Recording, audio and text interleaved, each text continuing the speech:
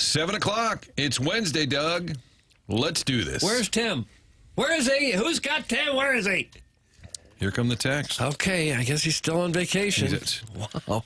What is this, like 3 days now? Still. Oh. Still. It's a week. Take a week off. It's fine. Yes, it's fine. Doug's here. Martin's here. Jackson's here. The chairman, Kurt, is here. Wayne will be here at 9 o'clock. And, of course, you throughout the show, texting into the show. We love to share this day, this experience with the people that are listening, Doug. We appreciate them, even when they're sideways with us. Well, I think so, yeah. My wife was asking yesterday, how'd the show go? I said it was great. You know, we got called morons, boobs, old. Yeah. She says, does that ever get tiring? Same old stuff. No, it's kind of part of the drill. So be part of the show. Of course, as always, you're welcome to dive in and call us morons, boobs, olds, you name it. We're here for that. It's a foggy Wednesday out there. Be careful driving. We didn't have power for about 4.5 hours last night. Really? I was scheduled to be off in the evening. I got home, and they said there's no power. Sitting in the dark till about 9:30. I guess a considerable storm rolled through north part of the area? I think some trees got knocked down in the wind. But I have to say, we are spoiled. Doug and I were talking about this generation versus previous generations before the show. And we were sitting there, and the kids were like, well, when's the power coming on? And we just expect, like, snap. And I said, I bet you anything in a third world country, this power that's out here in West County, you might have to wait like a week if you lived in a small country that just didn't have the resource. Yeah, if you have it at all. You might have to wait. Remember in Puerto Rico, it was like months and months. I know. They were without power. So, shout out. Is it Union Electric, Doug, that they're up there on the towers? Is that the Ameren local? these days. Oh, it's Ameren, okay. Yeah. Shout out to Ameren for getting the power and the workers that are out there after the storm. But we didn't have power for about 4.5 hours. 1 year in a cabin, Doug, we didn't have water for a whole week. The water went out. Oh, gosh. That's almost worse than no power. It's worse. I'm going to tell you. You don't realize it, how often you walk by the sink, wash your hands, use the restroom, take a shower. Yeah. Walking around in the dark, a little flashlight, it's fine. Yeah, what'd you do when you can't use the bathrooms? It was during the wintertime, and you could go out and shovel snow, and you could bring it in and dump it into the toilet, and it would force the water down. Really? It was a little prehistoric. So I would say I could live without power for quite a while. Water, can't make it. Without power, you worry about all the meat in the freezer. Oh, we're going to lose it all. They say not to open the fridge. Yeah. Right. Keep the... Went and picked up some food because I said, nobody open the fridge. And then the kids are like, hey, do we have any? No, open the fridge. Screaming at everybody. Padlock it. Have you ever had to, like, make breakfast on the barbecue grill out in the back? Never had to. We've done that a few Because times. the power was out for a while? Yeah. Yeah. I want to say in the summer of 2006, I was living in the city, and it must have been 4 or 5 days because I was sleeping in the basement where it was nice and cool. And I could hear people, like, protecting their property, pitch black, middle of the night, and you would hear people in the alley scream, who's that? Who's there? Like Escape from New York. Yes. I wonder if that's what it was like everywhere, like 100 years ago, 150 years Who's ago. back there? Don't forget! Every single night, you couldn't get any kind of decent rest because you're out back. Get! You over there, get! Go on, get! I mean, it takes shifts, you know. Someone stays up, keeps watch. And everybody's got a gun these days. So I feel like even 19 years ago, I feel like people were on their back porch in the city kind of protecting their goods. Well, you probably it'd be a good idea to do that every night in the city. In general. Yeah. I have to think like 100 years from now, we won't have all these telephone poles and wires everywhere. Sometimes you look outside on the streets and you think, you know, that's kind of the same way they did it 100 years ago. That leaves you vulnerable to losing power when the wires and the poles are all out there in the weather. Yeah. You get new neighborhoods. When they build a neighborhood of new houses, there's no wires. There's no telephone They bury poles. Yeah. I know that would be a monumental project to bury everything now. Yeah. I just wonder how they're going to deal with that in the future so that cars don't drive into telephone poles and wires don't fall and electrocute people and the power goes out. There's got to be a solution somewhere in the future, right? Then you'd have states like Florida and California, for the most part, where you probably can't bury a lot based on the water table. Yeah. Water table. Well, it's like in Good South water Florida. table. No, basements. shout out to the water table reference. Yeah, thank you. I wonder if see they'll that ever be coming. able, this might be a really stupid scientific question, probably is, if they'll ever be able to move electricity like we do Wi-Fi without the wires. That's interesting. Now, if you could come up with an idea for that, we could market that. Oh, yeah, you'd make a few billion. I think we could, I think we could really have something there. Yeah. I think they're slowly working on getting everything underground. For sure. And then we complain about the lane being closed. Oh, what's this? Yeah, Oh, fiber they're optic. working? Yeah. God. I tried to grow petunias, and I hit a wire. Now Did the you? whole neighborhood, no. But that'll be the next complaint. The You gotta wires are call. underground, and you dig, and then You you got to break the call. wire. Remember, what is the yeah. line? Before you dig. Dig, I don't know, It used to 1-800 be real dig. catchy. Yeah, real catchy. And then they would mark your yard with all the flags and let you know. You don't know how much is underneath there until they come and flag your yard. Right. That's Doug Vaughn. Jackson's here talking water tables. Kurt will take your calls. Collier and Thompson phone lines. Air Comfort Service text line. Want you to be part of the show. If you didn't stay up late, we didn't have that power. And by the time the power came back on, Doug, I went to bed. Oh, did you? You gave up on the Redbirds. I just needed a little rest. And I said, you know what? I got Sonny Gray on the mound.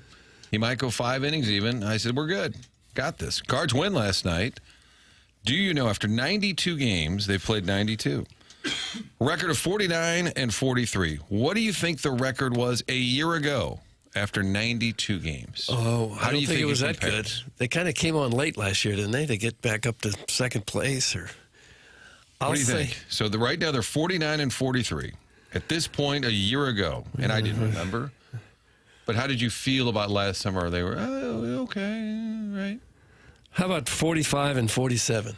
They were 48 and 44. They are one game better, Doug. This breakout Progress. season. Okay. This breakout season, they are a game better than a year ago. The Cubs did lose. So you're 5.5 back. You're a game and a half back in the wild card. You are good. You. When they win, we say we. Yeah. But you guys, they're good at home. 10 games over, 27 and 17. I think they're just going to have to tell Sonny Gray that you're going to have to pitch every game. I'm sorry, but I we don't need think you he's out gonna there like that. every night. It's the same thing I told Kevin Grush when I was managing Little League. I said, I know you're 10 years old and you'd like to use that arm later in life, but we need you, Kev. You get back out there and you pitch the 4th game of this tournament. Do you ever get the parents of Kevin saying, you're ruining my son's arm? 3rd game of the day. You got to go back out there. Well, he was the best we had. ERA of 7. I was in it to win it. Sure. And if the Cardinals are truly in it to win it, Sonny Gray is going to have to take the ball almost every night the rest of the way, unless they can build up some cushion.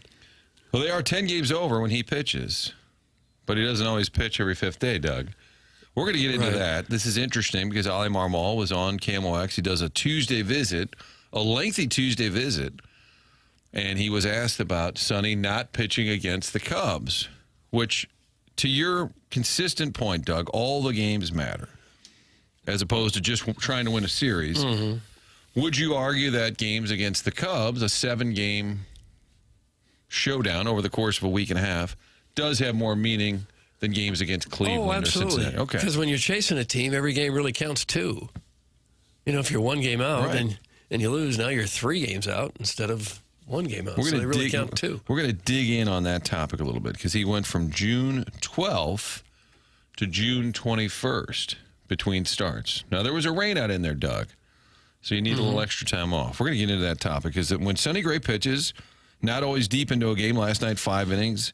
I think he said he ran out of gas. They had about a 2.5-hour delay, 2 hours, 20 minutes. But they are 14 and 4 in Sonny Gray starts. ESPN has given out their grades as well, Doug, for Okay. all the baseball teams. Do you have a wager? I'll tell you right now, the Cubs are at an A-. Yeah, I would think. The Brewers are at B+. Brewers look pretty good right now. And how do they do it? Well, they just brought up a pitcher that looks like The Miz. Yeah, looks like he could be the next big thing. He threw a 97-mile-per-hour slider. Not a cutter, but a slider. And he's More like movement. he's like 7 feet tall. It really can, but a call-up like that, and the Cardinals saw it late in 2013, Michael Walker. I'm telling you, a call-up, it can kind of energize the whole team. Yeah. Michael Walker also tall, downward plane. Oh yeah, that was the narrative on him. Anytime he pitched, well, he's got that downward plane. He was the only guy they would ever say that about. Like he was the first guy that was ever a tall pitcher. But they used to have a season that was special, and you would point to Willie McGee got called up, energized the team. Vince Coleman got called up. Terry Pendleton arrived on the scene. You would have these calls. So I think in Milwaukee that is something that's happening right now, the young pitcher. But the Cardinals' grade is a B, and it says the St. Louis Cardinals have been a minor surprise. Yeah. Minor surprise, perhaps even to the Cardinals themselves. St. Louis is viewing this as a rebuilding year of sorts. I like that part. A rebuilding year of sorts, Doug. What are they rebuilding? What parts are they using that's really rebuilding anything? Well, the rotation with all those young guys. All the old guys. No, they're you got young. a bunch of mid to late 30s guys. That's rebuilding? But even the review, which gives them a B, says a rebuilding year of sorts. Nobody really knows what to make of it.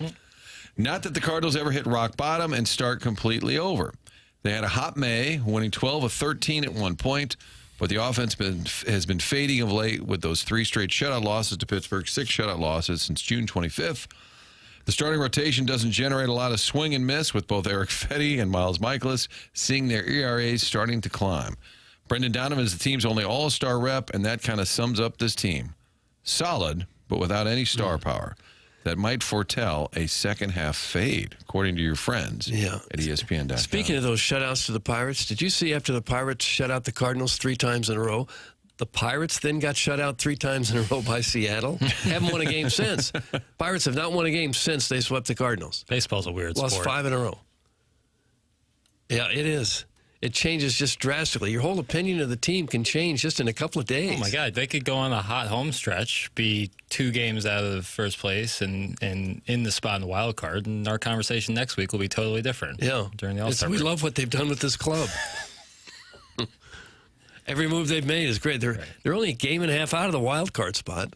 Right. I mean, they're still very much in striking distance. But as Martin said, as Doug said, is Sonny Gray got to start every single game? He does. He has to start them all the rest of the way. And how many would I'd that be be? okay with every 5th day. He said they've played 92 minus 162. You got 70 to go, an even 70 to go. left. He could start 70 in a row. Counting last night, 71 straight. So if you Recreational Tommy John surgery. So you'd like them to win 100. You always say if you can get to 100, you got a chance to really be special. Yeah. So they just need to go 51 and 19, and that'd get you 100 wins. Yeah, that won't happen. I would think the way the wild card's shaping up, of course, things change in a hurry, but the last wild card team, San Francisco's got 51 wins, 2 more than the Cardinals. It would probably take mid-80s, high 80s, 88, 89, something like that. Okay, 90? so now you want to get to, let's call it 90, Doug. Let's say you want to at least get to 90. Okay. Okay, so now I got to go, you got to go 41 and 29. It's not unheard of, especially if Sonny's pitching every game. Yeah. You got a chance. Question, what the hell is the difference between A- and B+? Jackson, you're our resident teacher of sorts. You have a little bit of a teacher profile. B+ is a lower grade. That's the difference. Well, Chairman has an education background, but an A- be a 90, 92%. But what is the difference? You think they're very similar? Like in college, you can get an AB.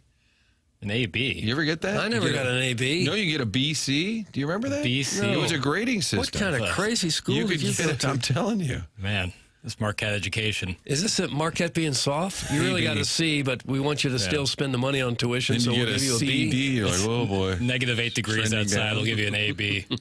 Wake up! They aren't making the playoffs. That's from the Gray Summit Gray Goose Guzzler. We don't know Too that. early to say, Doug. Yeah, you don't know that. It seems every time we're come to the conclusion that this team just doesn't have it, that it's not going to work. They piece together 3 or 4 wins in a row, and the Cubs drop 1 or 2, and you think, it's too early, easy to give up. I think Can't do you that. made the Pirates thing is such a great microcosm of it because before they shut out the Cardinals, they smoked the Mets. I mean, destroyed the Mets in the series. Then shut out the Cardinals, destroy that, and then get shut out by the Mariners and got 3 in a nothing. row, and now they've lost 5 straight. Right. It's just a really odd game. The Dodgers have lost 5 in a row. Right. The Yankees lost 6 in a row last week or 2 weeks ago. I think people are on board with Doug's idea. All Sonny Gray's at his win rate, 14 out of 18, because the Cards are 14 and 4 when he starts. This Cardinals club should have no problem hitting 100 if he can just grab that ball every night from here on out. That's from Dan, who's big and blonde, which is a new twist from Big Blonde Dan. By the way, is Arbor Day still banned, Doug? Because he went dark for a while. Yeah. But we would get these random texts from Flag Day and other special holidays, but it didn't seem to be a different number than Arbor Day, but they were different sign-offs. Arbor Day got it 2 days, and I think he was also, and he got a 10% tariff. So there should be some money coming in for us. You guys want to take a stab at the record for the most starts by a pitcher in a single MLB season? What year? How many years 18 ago? and 84. Okay, 1884. 50. Over.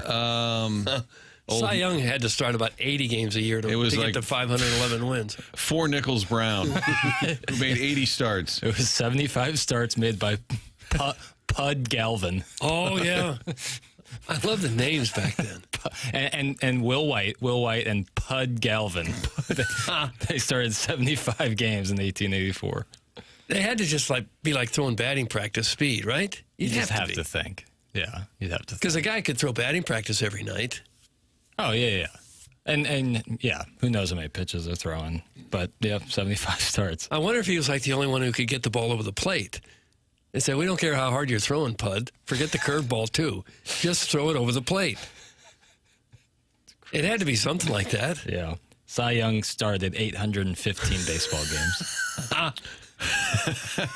But in fairness, though, Nolan Ryan, who was obviously much more modern than Cy Young, started 773, and he's in second place. But he had to pitch to 47 to do it. Yeah, he sure did. I bet Cy Young must have been old, too, when he was still pitching. Oh, yeah, absolutely. Wearing those dress shoes out there every time. We're making the playoffs, baby. From the Caddyshack hack, he says, we're making the playoffs. Now they're divided, Doug. Season's over, team's going nowhere, and then we've got people saying, get on board, this team's going to make it. Well, what's the upside in giving up and saying, we're no good, we're not going to make it, I don't believe this team? That it may all be true, but what do you get from giving up? But Doug Armstrong was at that same moment, right at the All-Star break, thinking about trading, maybe perhaps open to trading Braden Shen, taking calls on Bennington, and trying to decide where are we going. Remember, Parayko gets hurt, and then they kind of just said, well, we'll see we'll see what happens. Maybe Army was listening to the show because he was thinking if we could just get hot. I think the difference is the Blues had players that they could have traded that still had significant value. And I don't know that the Cardinals have the players that they would want to trade that are going to bring back a whole lot of value right now because they make so darn much money. Right. You really don't have a move to make other than throw some younger guys in the rotation. My McGreevy tracker, I haven't gotten a lot of updates on Highway 55.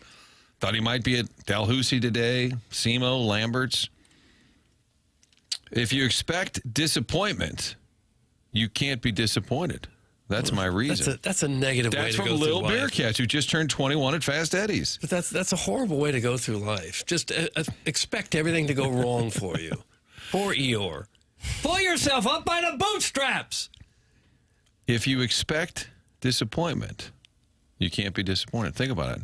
I prefer this year's slogan for the Cardinals. I think I prefer Murphy's Law, which is anything that can happen will happen, which can be good or bad. You know? The plumber says people love being depressed, Dougie. Gives them pity points. Are we handing out pity points? I guess that must be it. Okay. I guess. And you also have to be realistic that, no, your team is not going to win the World Series every year. It doesn't mean the people running the team and the people playing are all dogs. It just means the other team's on scholarship, too. You're not going to win it every year, so you shouldn't walk around being depressed every year because your team is not in first place right now. No, I don't think I've had goat milk yogurt. Just throw Wynn in the rotation. Somebody wants Mason Wynn in the rotation. Rotate between Mason Wynn and Sonny Gray back and forth. That's from Jamie's Vacation Speedo. Well, one thing you have to realize is a lot of the starting pitchers are throwing just as hard as Mason Wynn throws. Yeah. And they don't crow hop beforehand. Yeah, it looks weird from a shortstop. Wow, what an arm. But a lot of those starting pitchers could throw just like that from short. They asked him the other night during the blowout on Sunday night, what do you think you could touch right now? It was that point in the game where they were looking for random topics. Yeah. The half-hour inning where Wynn was mic'd up. Mm-hmm. And didn't he say like 95 or so? I think he said 95. Yeah, he said 95. Most successful sports teams are fans of the can't win, don't try strategy. Why not the Cardinals, too? Sports teams are fans of the can't win, don't try. I think he's saying you have to try to win. Kind of the Gretzky thing. If you don't put it on net, I think he's saying you have to try. Mason Wynn, this dude be bussin'. I don't think it's too bad the Cardinals don't have the pieces to make a hockey trade, Doug. Well, they could only make a hockey trade. You never hear them say, we're going to make a baseball trade. trade. Have you ever heard that in your life? No. Why is it just hockey? I just felt the way that the Team USA roster is built, they would have to outscore their opponents to win. Made it unique. They were unique in that way. The unknown DJ said, Doug, you've had 7 takes since I assessed a 25% tariff on your takes. You currently owe me $1,750. Forms of payment or cash check or something in the mouth related. Oh. Yeah, these people. These people. Gosh. Okay. Yeah, thanks. Miles made the All-Star game. He's going to be pitching the home run derby. That's a joke we've seen a lot of. We've had it a while. Yeah. Is it hockey season yet? That's from the 636. No, but we had Coach Monty on the show yesterday. He was a delight. You can always go back and listen. There's was a a delight. podcast of this show. I think he enjoyed it. I just can't stand being a sports fan of a team, most of us around here for all our lives, and have such a negative feeling towards it, like, oh, I hope they lose. The team's going nowhere. I can't get there with you. I want them to do well. I keep thinking, well, maybe they'll win 7 or 8 in a row. It's not likely, but it could. And then you're right back in it. If they did that right now, they might be leading the division 7 or 8 in a row. What if they win the next? They could win the next 5, Doug. Yeah, even that, they'd be right there close. Right, and I think it'd be one thing if, there wasn't going to be some transition, but John Mozeliak is, stepping down, fire Mozeliak. If they keep losing, they'll fire Mozeliak. He's already stepping down. You could maybe say that about Marmol, but, again, I get back to, fire the manager. What's really going to change? I do think there's a great discussion. It's probably too early in the season because you have to let it play out. But if you're Chaim Bloom and now you're in charge next year, you're going to have a press conference eventually. What's the direction? What's the plan? What's your vision? Can he bring back the same manager? Now, if they win 90 games, sure. Even if people out there are saying, please make a change. Because typically, whether you're an athletic director or a president of a team, you kind of have, quote, your guy. Now, they may be best buddies at this point. I have no idea. But I think that's an interesting dilemma for Bloom moving forward when you say, what's the direction? And people say, what's the point of firing the manager if the team stinks or the roster stinks? Right. But I think his vision of who they are, but also marketing and selling change, I think that's going to come into play at some point. Guys, if the Cardinals tell Sonny he's pitching every game, then he might be open to a trade. That's true. Interesting model. That's a good approach. Kind of works on the Devers thing. It's like you're going to play first base. Okay, no. Right. No, I'll give you Tell Gray to play first base. And now Sonny Gray's to play. Now he has to catch. Why is Martin so damn old? Why is Martin so damn old? That's from the 8:30 Recreator. So they're on the clock. They're about an hour away from their business. Nice to hear Doug and Martin talking sports. Yesterday we had the Blues coach, and then a minute later, this station never talks sports. Never talk sports. Gosh. Just depends on when you tune in, I guess. Yeah. Guys, our bullpen will be exhausted if Gray pitches every game and clocks out after an hour of pitching. That's from the 618. He did say last night he ran out of gas. Such a weird thing last night, though. It's a 2-hour delay. 9 o'clock start. I mean, can you remember a time in recent years, 9 o'clock start? I mean, they weren't planning on that. No, of course not. Yeah. But, usually if that's going to be the case. But I get that they don't want the doubleheader. It really messed things up pitching-wise if they had to do a doubleheader. They'd probably have to bring McGreevy up early, the whole thing. Boy, there weren't many fans there. No. It was really sparse. As to be expected. Yeah. Well, the Michaelis start is Thursday. Maybe that's the biggest barometer of this season. If you're still frustrated with them just doing the same, and maybe he'll pitch decent. Maybe he'll give you 5 innings, 3 runs. But if he gets the old laser light show, fans will be like, okay, that's it. Yeah. You're not serious about winning. Yeah. You're trotting out the same squad. And that's a night game, right? It is. Yeah. Kind of be better if you could bury it in the 1:15. Maybe an 11 a.m. start on Peacock. Guys, enough of the chit-chat and small talk. What's the latest with Tim? My family is worried sick. That's from Jake from State Farm. He's just enjoying vacation. His family's worried that Tim's on vacation, and he's not talking to them now. Fine. Morning, boys. Happy Wednesday. Don't screw it up. There's the old pep talk we were looking for. Don't screw it up. I like that. That was from Moe's Hidden Gem. Nikola Tesla was working on wireless power. There's a lot of people who said that early on. We were talking about putting the wires. Tesla was working on wireless electricity. A number of people wrote that in. Dig right is the number we're talking about. Somebody said call 811 if you are digging. Doug was saying he hits a wire. So we have a little bit of a public service announcement. Let's do this. We'll come back, get into this audio because, yes, the Cardinals won last night. Sonny Gray was on the mound. But the question was still sort of hanging out there after the weekend at Wrigley. How did they go 7 games against the Cubs without Sonny Gray, best pitcher, making one of those starts? Oli Marmol with a detailed answer on that, but also Eric Fetty, what are you going to do? And sort of, I think, a sub-layer to that, whose call is it? Does the manager get to say somebody's out of the rotation entirely if they're still on the roster when the front office picks the players? What do you say, Doug? We dig in on that. Okay, all right. We'll call ahead. We're going to dig right first. We'll do that. It's the Morning After brought to you by Brown and Crouppen right here on 101 ESPN.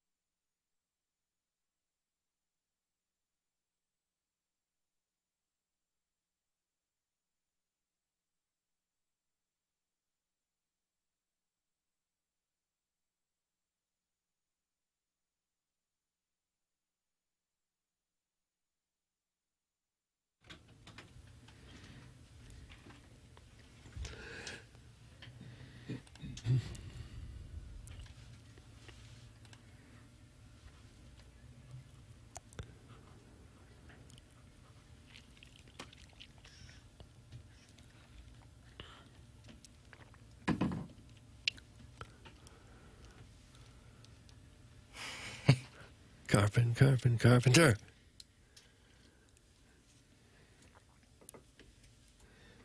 You had Michael Waka, Carlos Martinez, Shelby Miller. Remember all the arms, or Rosenthal? They're all coming up at once. What happened, Doug? What happened? Well, they were good there for a while, and Waka's still going at it, isn't he? It's unbelievable. He had a nice run. Yeah. I thought he was going to break down. He had a lot of injuries. The Hillside Hoosiers said, McGreevy hit me in the head with a roll at Lambert's last night. I felt like he had some swing and miss stuff. There's your update. Okay. The McGreevy Tracker. It's TMA brought to you by Brown and Crouppen, Martin, Doug, Jackson, the Kurt. Wasn't that Joey Vitale at the Blues celebration when they brought up Berube? He's like, the Chief. Like, no, you just call him Chief. But he was kind of committed to it, so he started, the Chief. The Kurt is now a thing.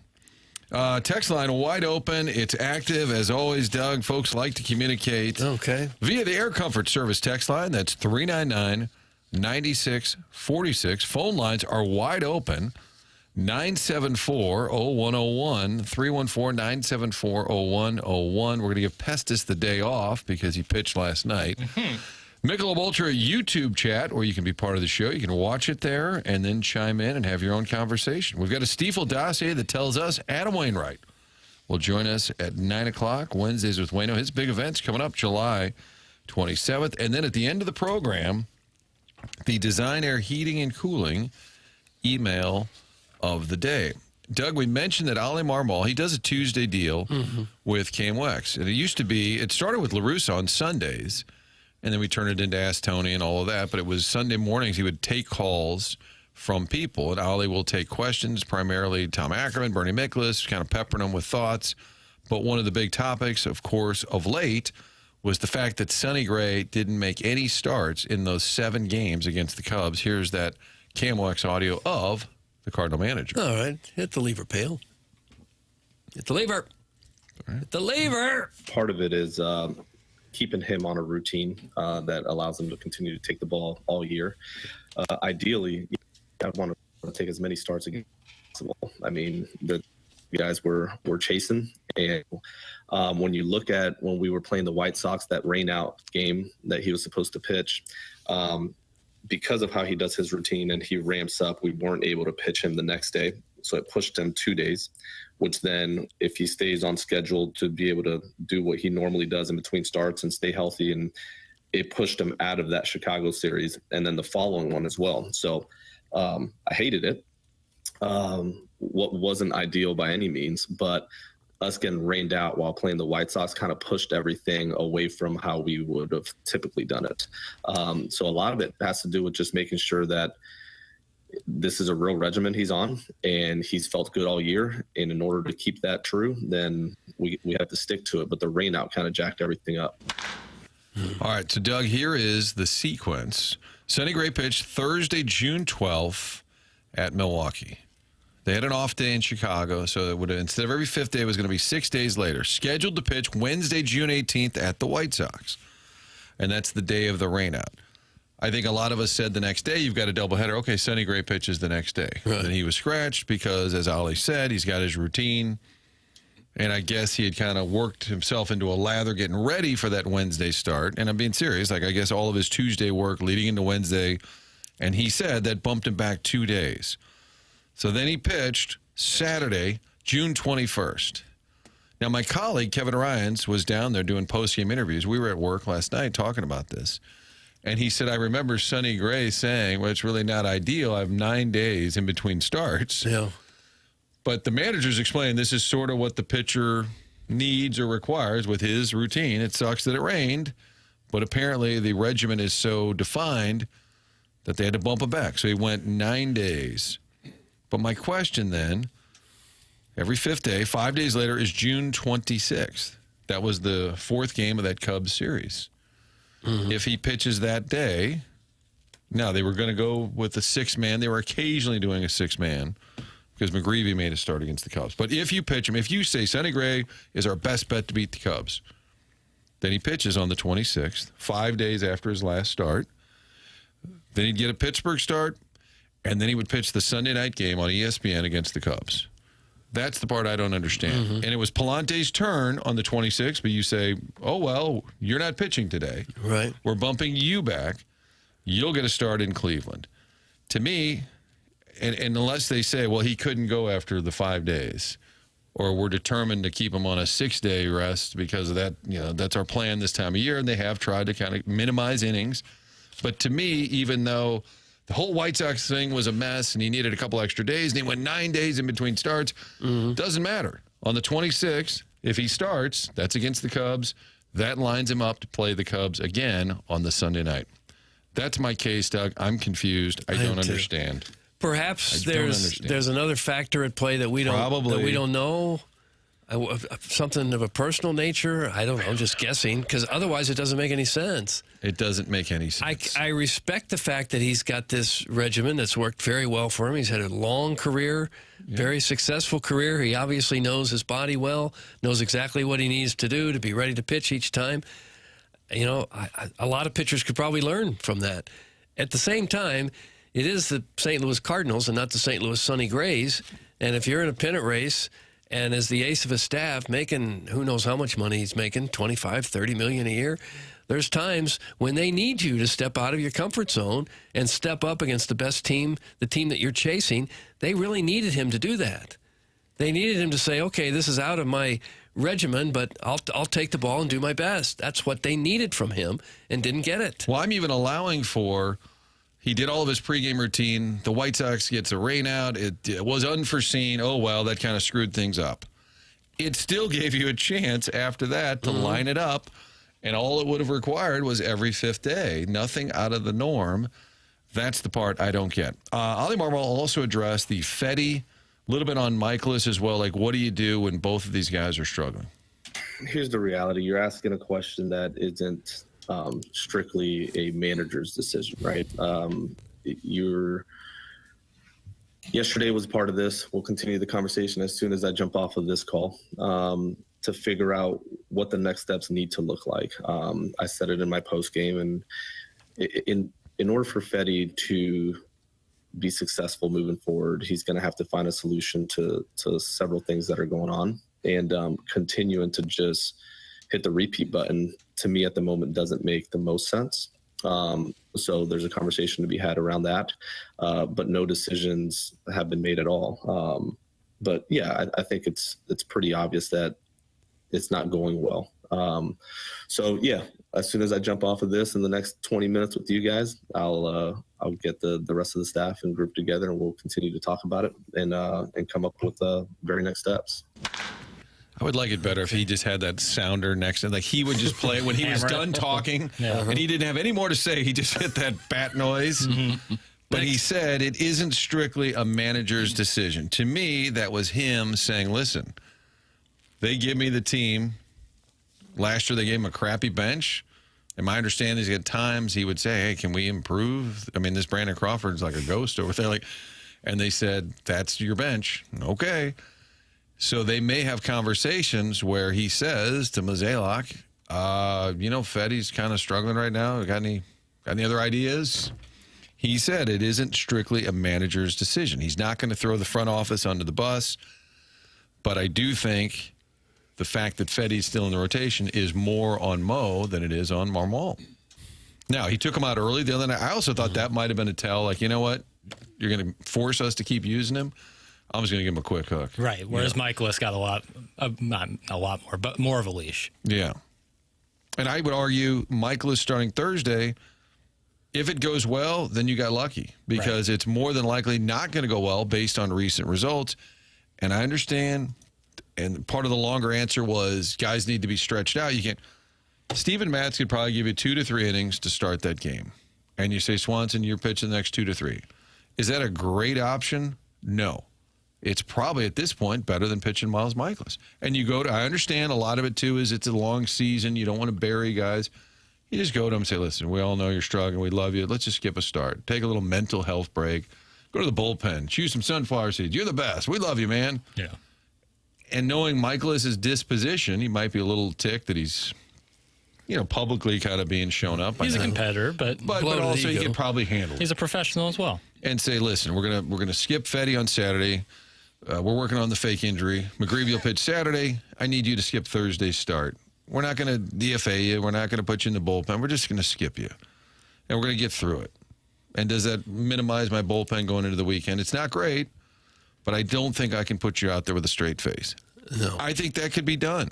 And that's being proactive instead of saying, oh, no, reactive. Wow, Fetty's struggling? Right. Wow, who knew? Right. That's the part, and I think Jackson said that yesterday. Reactive versus proactive. Right. And I think that's, again, we always make this comparison, but the Blues, Armstrong's like, okay, we got to do something there. Let's get ahead of the curve. We don't want to trade Zach Bolduc, but boy, if we got a chance to get this kid, let's do it. Instead of just sitting around and saying, well, if we'd only sign a defenseman. It seems like the common sense approach. Fetty and Michaelis would probably both benefit from sitting Like out a mental health a start break. or two. Doug, you like time away. I do. I often take 3-week vacations. But these two guys could both probably benefit a lot. You know, they're middle 30s, and it probably do their arms some good not to pitch at all for a week or 2 weeks, or maybe just an inning here or there in the bullpen. Lord knows you need guys in the bullpen. These guys might be really good bullpen pieces right now. And it's not that uncommon to bring somebody up from AAA that the team he's going to face hadn't seen him yet, and he pitches pretty well for a couple starts. I don't see the downside in that at all.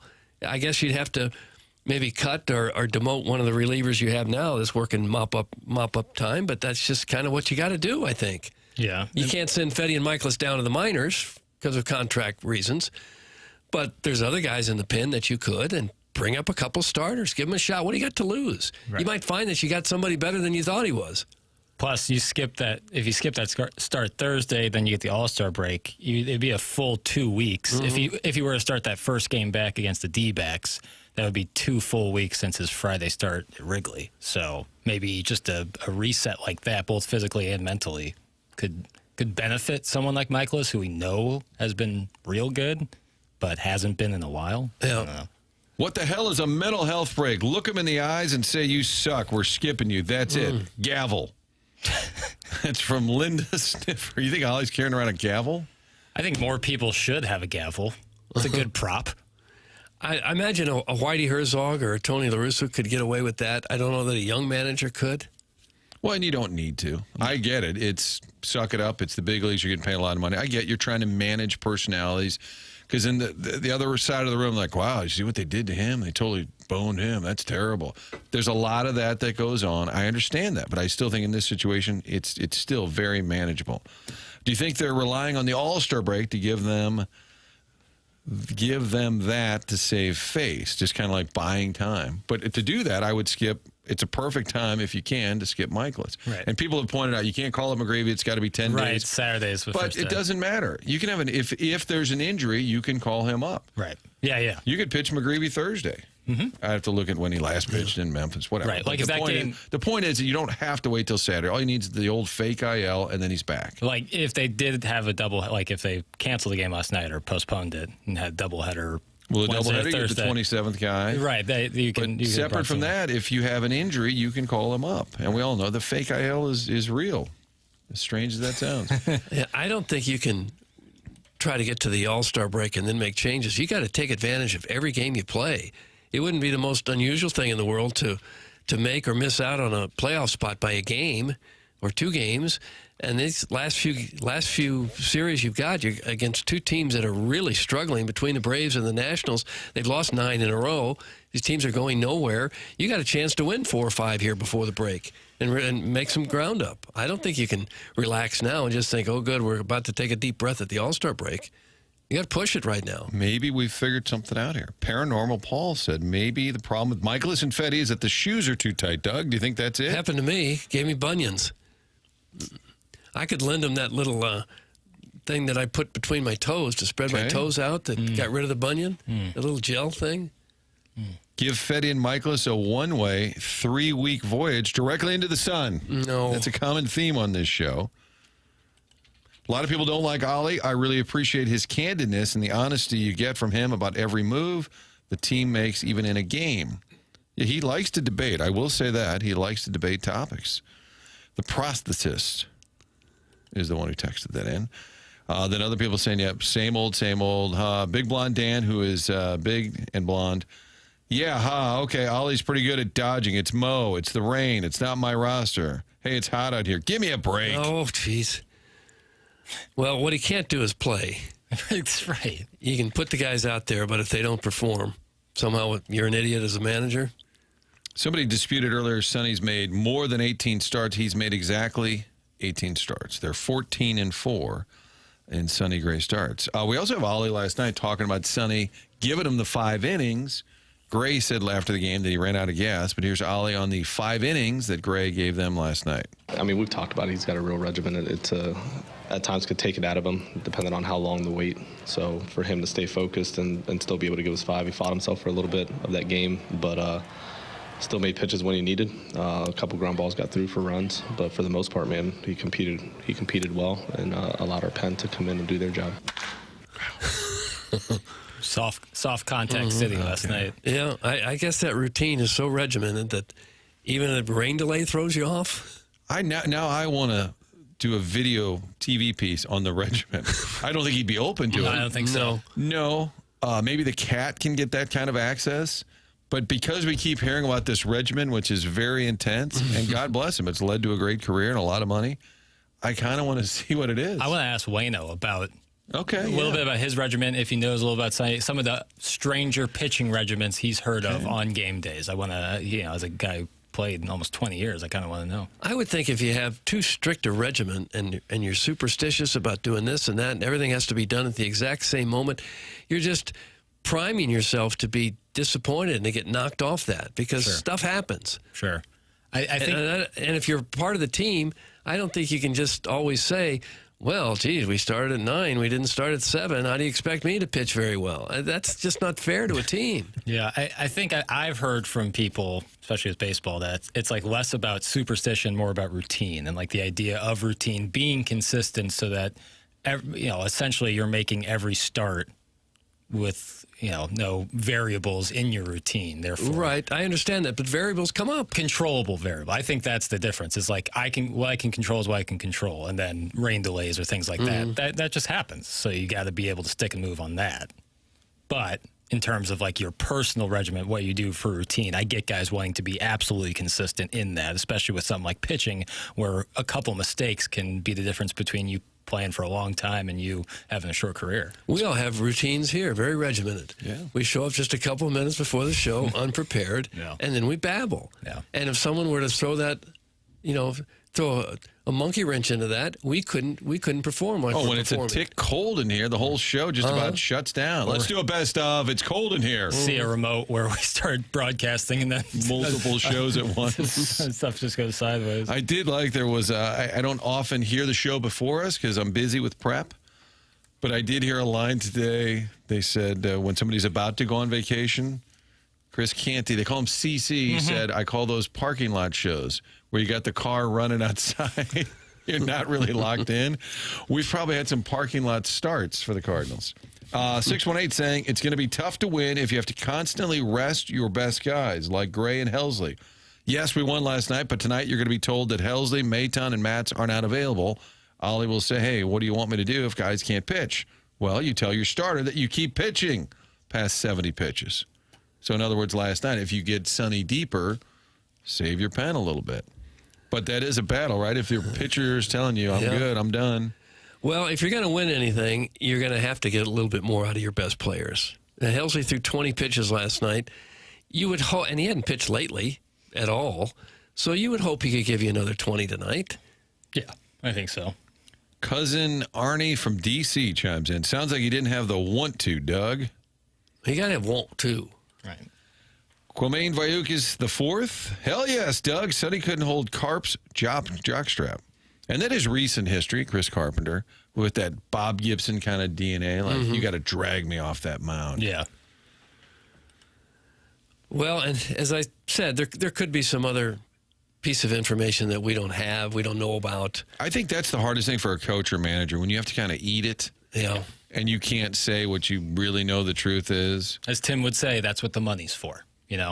That's especially in baseball, like that's the manager's gig. That's sometimes what you get paid to do is you have to kind of eat it. Right. Because and I think we kind of all know, like sometimes like the GM or the front office, kind of running the show in terms of player personnel and who they're putting on the roster, obviously. And the manager just tries to do the best they can with that roster. I think the best eat it a lot. Isn't the best example when Whitey Herzog traded Keith Hernandez? What a terrible trade. Yeah. Rick Owenby and Neil Allen. What a terrible. And they're like, well, That brought me right to the floor. I fell Did to the it? floor when I saw that. They're like, well, we needed some pitching. Like, Neil Allen?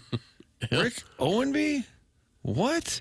And then years later, well, there was sort of a drug issue there. Yeah. Whitey, but at the time, Whitey just had to eat it. Wouldn't you rather try to fix the drug issue than just trade him away for nothing? And I don't know what resources were available then. Ollie needs to know that you can't slip logistics by Martin. When I broke down this, I was knee deep in this last night, and I'm saying, okay, that makes sense. Okay, that makes sense. Right here doesn't make sense. You cannot lose games in the NFL and still win. No, you can't in See, the to other me, sports, not in the NFL. Doesn't that sound like Jeff Fisher? Not only the voice, but the explanation as well. And it was noted earlier on the text line, it's Jeff Fisher Day. Doug, it's 7-9. Is it? Oh, that's right. Happy.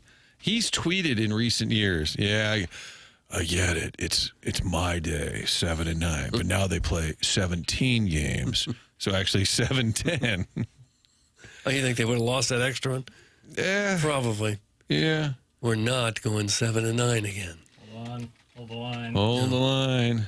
Is that the? That was from drop, the right? L.A. days, too, right? I got it. Leading into the L.A. days. I'm not going 7-9. Huh. I'm How not going 7-9. How many times did they do that? That was a crowdsource. Sorry. First year, I think they went 7-8-1 even. Remember that? Niner 7-8-1 Niner tie? Yeah, they launched Colin Kaepernick on the world because they knocked Yeah. out Alex Smith. I think that was one of the I think he had like a ties. 60-yard touchdown run where his knees were almost touching his chin. He had his legs going up so high. 7-8-1. See, we didn't go 7-9 that year. When they were here, he went 7-8-1, 7-9, 6-10, 7-9, 4-9. They're not losers. 4-9 was the L.A. debut. Yeah, He got 4-9 fired, was and the he first year in LA. for pissed. sure. He's like, Stan, I got you out here. Now you're tossing They me have over. a lot of video. Were they doing like a hard They did knocks the hard thing? knocks, yes. Yeah. Because the thing that really pissed me off, in addition to the NFL just being money grubbing sleazeballs, Right. other than that, the hard knocks. Do you remember how that started? They started with video at Rams Park in our city. Oh, like packing up. And stuff. but there was somebody wrote on the wall like "See ya, we're out of here" or something, like a loose leaf piece of paper. It was just an asshat move. Like you didn't even need to include. I think even as a filmmaker, it didn't need to be in there. No. But don't get me started. But Fisher, to his He was credit, easy to deal with actually. and going back to Tennessee, he had seasons of 13-3, 13-3, 11-5, 12-4, 10-6, 13-3. Yeah. He had some bad seasons mixed in there, but he did have those big years. A real player's coach by all accounts. Oh my God, yeah. Yeah. We'll skip practice today, and the squad will go to Fast Eddie's just to unwind. Okay, but Coach, what about the game on Sunday?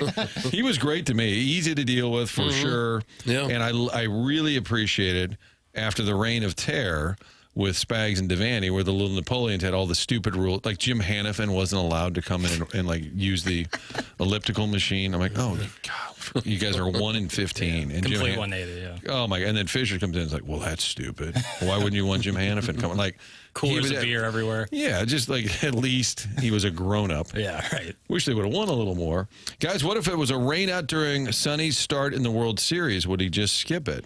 Yeah, that's true. What if it's the World Series and you get all ready for the big game, and then they bang the game? Is that it for a couple of days? I wonder It's a how. great question. What's like the biggest game Sonny Gray's ever pitched? I'm crowdsourcing myself Crowdsourcing. here. Sonny Gray playoff record. I want to know. I would suspect in a World Series he'd step up and take the ball whenever he needed to. 100%. What happens if they make the playoffs? They're going to have to baby him then. So now people are kind of turning on Sonny, who is your best pitcher. 14-4. It is 18 starts. Cards are 10 games over at home. They won last night, late game with the rain delay. Beat the Nats. They'll do it again tonight. You've got Andre Palante on the mound. Miles Michaelis pitching on Thursday. Yep, that's going to happen. And then the McGreevy start on Saturday has not been announced, but that's likely expected with the series rolling into the Braves coming to town over the weekend. Doug, we are up and running. That's what we like to say. up and running in this 7 o'clock hour. Coming out. Sure feels like it. Yeah. Callie Thompson phone lines are open, 974-0101. What grade do you give the Cardinals? They got a B at ESPN.com. I think I'm at a B-. Is that just nitpicking? Somewhere in there is fair. Okay. 6 games over 500. You didn't expect it. It's not an A, but it's better than average. You know who it's is an better A? than C? Who? Design Air Heating and Cooling, Seth Goldcamp, and Tim's going to tell us about Seth Goldcamp and the A+ work at Design Air. Design Air Heating and Cooling is the sponsor of our email of the day on TMA, and they are also the longest-running sponsor on the morning after. Martin is a client, Doug is a client, and I am a client. And we are clients because we know that when we have any issues with our heating and cooling system, we can count on Design Air Heating and Cooling. All you have to do is go to designairservice.com. They pride themselves on 2 main things. They are going to get to you fast, and they are going to fix it with no upselling. And that gives you peace of mind as a customer. Sure, you want it fixed, but inside of your home, you don't want to be sold on some kind of deal you don't need. Well, you can count on Design Air Heating and Cooling. Online at designairservice.com, the longest-running sponsor on TMA. Martin's a client, Doug's a client, I'm a client. It's Design Air Heating and Cooling. Online at designairservice.com. The 618 says the Cardinals get an F. It's our first F registered here. It's the text line, Air Comfort Service text line, 399-9646. Professor Roy Hinckley said, I often pitched both games of a doubleheader at St. Aloysius and Spanish Lake. They could count on me, Doug. Well, you did what we had to do back then. Sure. Skipper, you need me to take the ball both games? Where's the agate? That's what we'd say. The agate. Why is Fetty getting all the feces thrown at him? Michaelis' start on Friday was the biggest pile of dog bleep I've ever seen. I agree. That was a more embarrassing start, and also he was out there longer. I think it's Fetty's body of work because the 2 previous starts where he gave up 14 runs on 18 hits, that's why there's more focus on Fetty because it was the 3 starts in a row. Doug, does Sonny Gray need to pitch in a dome? There you go. That would fix things, wouldn't it? Would help his routine for sure. I'm going to find those splits right now. Jackson, here you go. He pitched Game 5 in the 2013 ALDS. I'm pretty sure that's from the 636, so we're crowdsourcing. Yeah, he's 1-3 in his career in the playoffs. Minute Bowl eligible. Fisher always reminded me of a guy that would live in a Jeffco neighborhood, store his bass boat in the front yard, and rarely use it except to sit in it at night and drink beer. Well, he was making $7 million a year here. I don't imagine he went too far outside of Huntley and Ledoux. Having Steve McNair and Eddie George helps. Yeah, they had some great players. Titans. They still love him. He still lives primarily in Nashville. Yeah, and when the Rams were good, Martz and Vermeil had Marshall Falk and Kurt Warner and Isaac Bruce and Orlando Pace. It does help. It not only helps, it's mandatory. Hockey players playing with broken ribs, torn muscles, and whatnot, and Gray can't pitch long because it rained and he warmed up too much. That's from Jamie's Vacation. Things are different. Speedo. I hate that stuff. Yeah, that's like the lowest hanging fruit, worst faith argument. Yeah. Why do you hate Jamie's Speedo? It's just like, yes, that's a collision sport where guys, get brutally hit up. But if your arm hurts and you're making a ton of money and you're a valuable pitcher and you know that you don't have it and you're in your 30s, you can come out of a game. It's better for the team in the long run. And if you're a pitcher and you've just got a cut on your finger or something, or your toe hurts, you just can't perform like you have to perform. You can't. Right. It sounds like you're being a wuss by coming out of the game.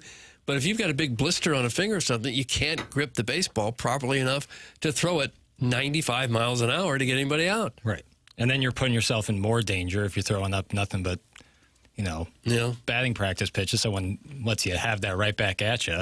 Now you take one to your L7 vertebrae. Now who's going to be chuckling? L7, is that way at the top? Is that the back, and then lower? I think it's lower back. He started only 12 games in a dome, Sonny Gray, with an ERA of 3.9. Well, there's not many domes left. Yeah. Retractable roof, he's only pitched 1 game. Well, the Reds career, Reds, A's, Twins, Yankees, I don't hear a lot of domes, right? No. I mean, retractable roofs even, though. Not even many of those. Well, 1 game. He started 1 game against. And how'd he do? Awful. He gave up 6 runs. Okay. He probably pitched in Milwaukee one night when it was cold or raining. Yeah, it might have been recently. I don't know. This is it over his career. Pitching split. Shout out to Baseball Reference. The text just says Hernandez was my favorite Cardinal ever, talking about Keith Hernandez. But the texter is Martin's sweater vest. I don't know if I have a sweater vest. I could have see I that, worn though. a sweater vest? I could see you in a sweater vest. I'm not opposed to it. You do. I like the move you do. You do a lot of for TV. You do like a golf polo and then a jacket on top, like a sport coat on top of that. Yeah, it's probably not that fashionable, but this time of year it's I think it works. comfortable, convenient. I think it works. Tonight, Matt Holliday's on the show. Sports Final Nice. talking about his son, Ethan, who is a projected top pick, probably second or third. What's interesting is the Rockies pick fourth, the Cardinals pick fifth. And I said to Matt, what if he's sitting there at number 5? You think the Cards will take him? He is a shortstop. Cardinals like to take a lot of players at the same position, so maybe. But he said the Rockies have kind of indicated if he's there at 4, they'll go with a legacy pick there. Sure.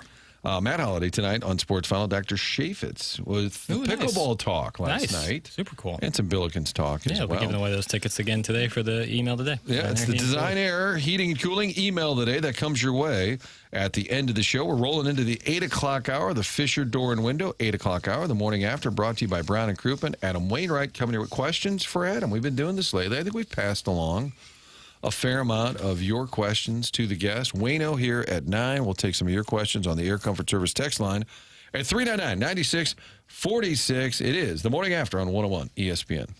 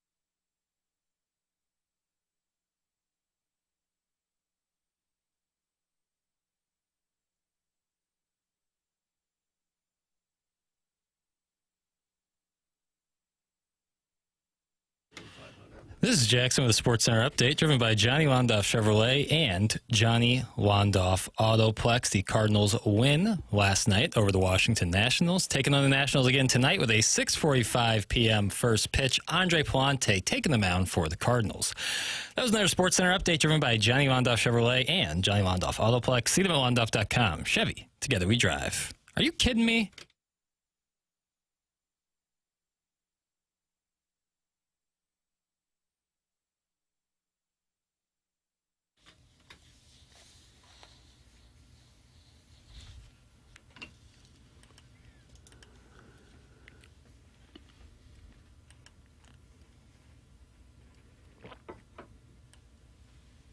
Just bangers, Martin. Bangers. Okay, you knew I was going to ask. What's the theme? Bangers. It's a Bangers Wednesday here on TMA, brought to you by Brown and Crouppen. Welcome in. 8 o'clock hour, presented by Fisher Door and Window. Martin, Doug, the Kurt, and Jackie Papers are here till 11. Tim back with us next week. Adam Wainwright coming up at 9 o'clock. The grades are in, according to one person at ESPN, Doug. That's all it is. The Cardinals got a B. Yeah. What do you give the Cardinals? How about 70 games to go? What's that number? Because we said if you go 41-29, you're going to get to 90 wins. I don't think I can buy 41-29. I just can't buy 41. If you go 40-30. Okay, now I've got you at 89 wins. 89 wins. Probably not quite enough. It'd be close. Giants are heating up a bit. Brewers appear to be once again doing Brewer things. They're just always kind of good. They don't do anything in the postseason, but they're always the Brewers. Yeah, kind of good. I'll tell you what, I'm excited for this Brewers series. Are you, Charlie? Thanks, Chuck. Thanks, Chuck. Bangers? Question mark. They didn't like the. I don't know if that means like they didn't Draymond. like. I'm not a big Aerosmith guy, but you can't you've go told me wrong that with before. Draymond. Yeah, it was more that Love in an Elevator, Dude Looks Like a Lady. That era was it early '90s? Were you maybe a Motley Crue guy? No, I look like a Motley Crue. No. Not that there's anything wrong with that. Black Sabbath? No. A little more laid back tunes. I've seen pictures of Steven Tucker, Tyler. you a big Motley Crue? Hell no. That's a hard seen pass. pictures of Steven Tyler late in life where the dude does look like a lady. He wrote that song about himself? Did he? I he think did. in the Seth MacFarlane movie Ted, they bring up Steven Tyler and they call him like a soccer mom Goonie monster or something. Yeah, I saw a picture of him where he said it looks like your friend's mom who lets you drink at high school parties. Incredible voice. Yeah. Oh, that's and he was really good. He was on either American Idol. Was it The Voice or the American Idol? Yeah, I think it was American Idol. And he seemed like a really good guy. Absolutely. I've heard some interviews with him where he seems very introspective. Big Tough says, guys, my least favorite era of the show is the one that talks for 3 hours about a middling Cardinals team and does not play any drops. I'm playing, Jackson, you just not hear the Chuck one? Yeah, you just played Chuck. Why don't do this? Go ahead, Jackson. Just go nuts for a second. Okay.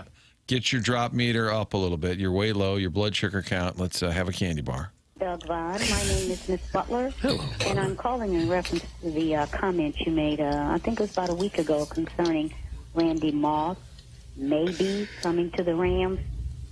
I didn't appreciate your little comment. You keep your personal comments to yourself or to your homeboy. So now I just talk with my homeboys about it. That's a little overboard. You can say you're going to rub honey all over my body, but don't talk about my mother. I really need context on that one. People are specifically asking, how about Brian Hoffman drops? How are you today, Frank? They're asking for specific. Cronky. Your soul, my hole. Oh, he had no filter, that guy. Just a naked guy lying in his bed, I think.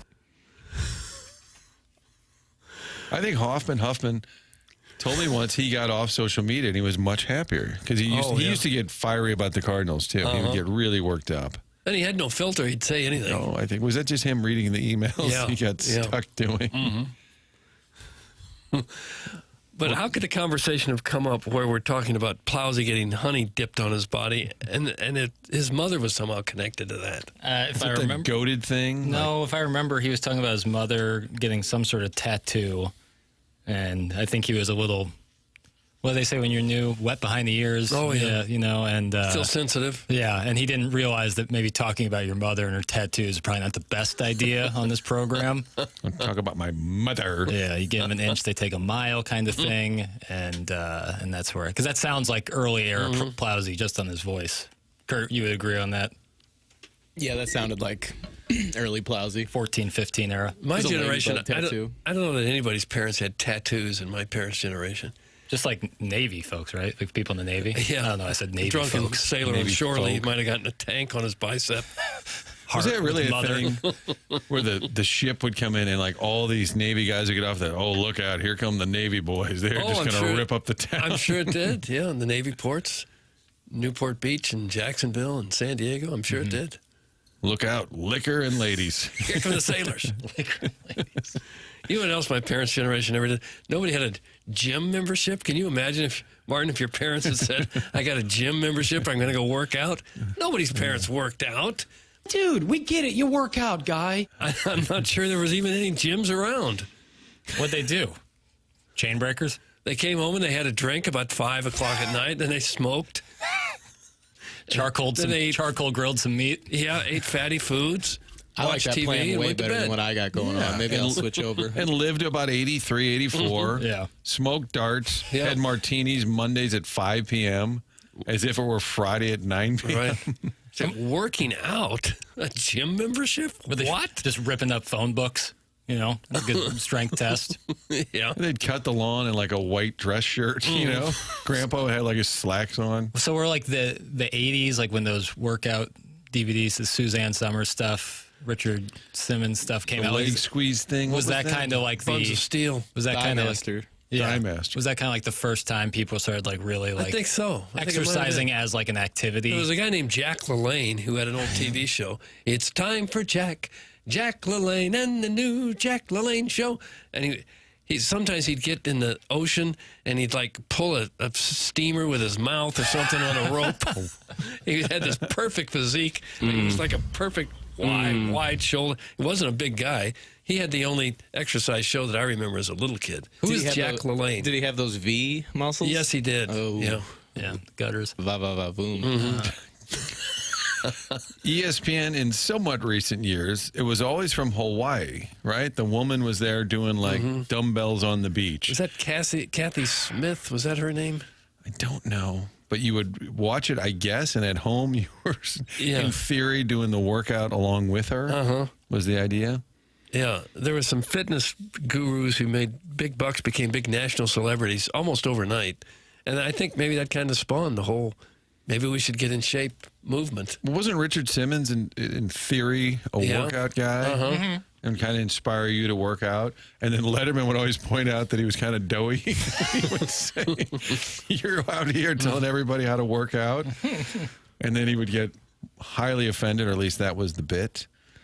All right, what else, Jackson? Fire off a few more. People are actually requesting certain drops. I told you. That's what happens when you go to the net. That's what happens when you want to play hard. That's what you do when you have the want to. And that was Craig Berube before Game 7 in Boston. Where that tushy boat, hey.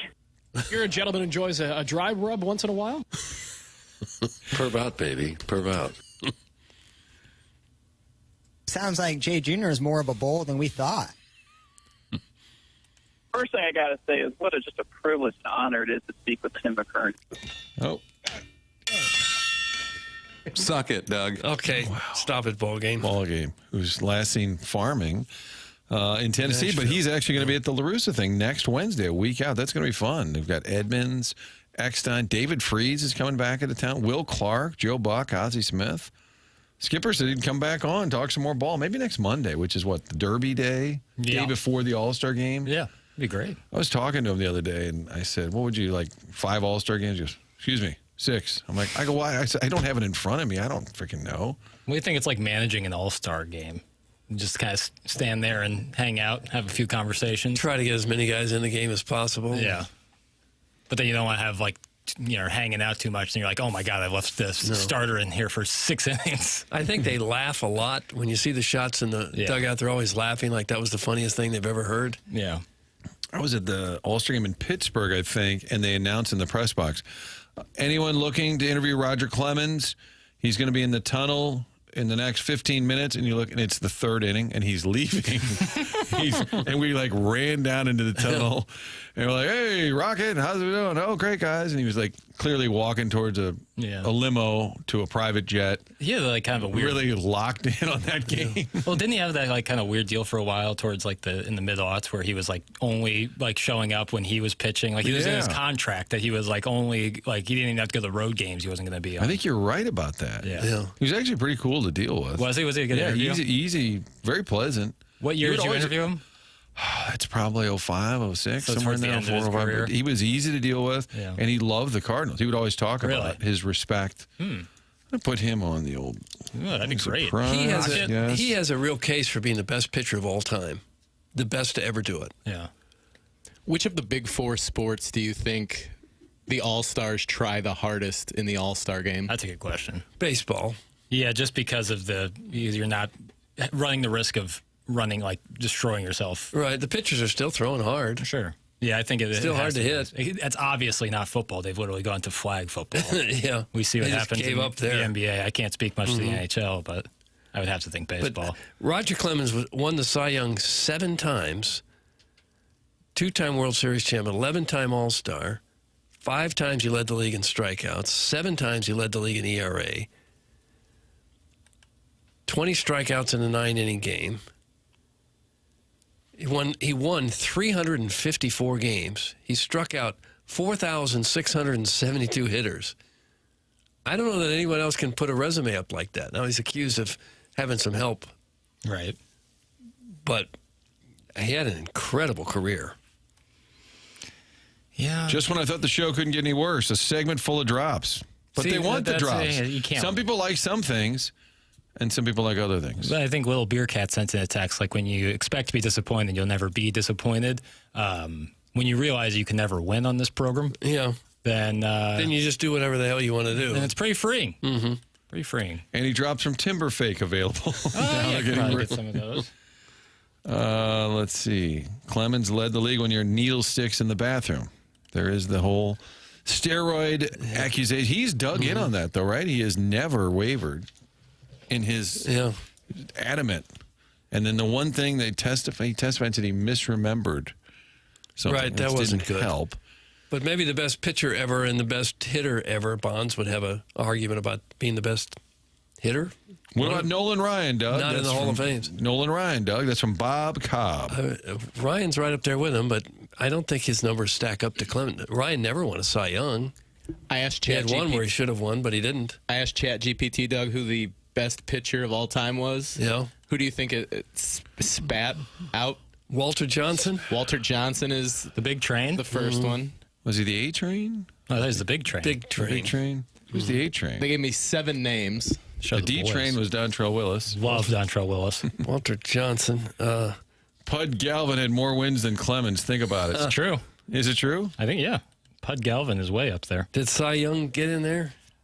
Cy Young was not on their short list. I think the more fun conversation is like the best lefty of all time. I think if you can't go wrong saying Steve Carlton, Sandy Koufax, or Randy Johnson. I think any of those three. Why do you hate Lefty Gomez? Lefty Gomez. Or was it Lefty Grove? Lefty Grove. Lefty Grove. Yeah. Where's Kip Wells? Kip Wells. TMA's record is 0 for 62-41, 6,241. This is a callback because yesterday the 618 said, you guys always say you can't win. So I'm putting your record at 0 and 6,240. That's like all right. the shows. Yeah. If Have we done that many shows? No. If we can't win, Doug and math could get dangerous here because we had a billion baseballs. I meant to say a million instead of billion. I took time off. What about Satchel Paige? That's from Ichiro's American Hits, which probably not. I wouldn't mind that drop. Clemens would be on the list. Maddox would be on the list.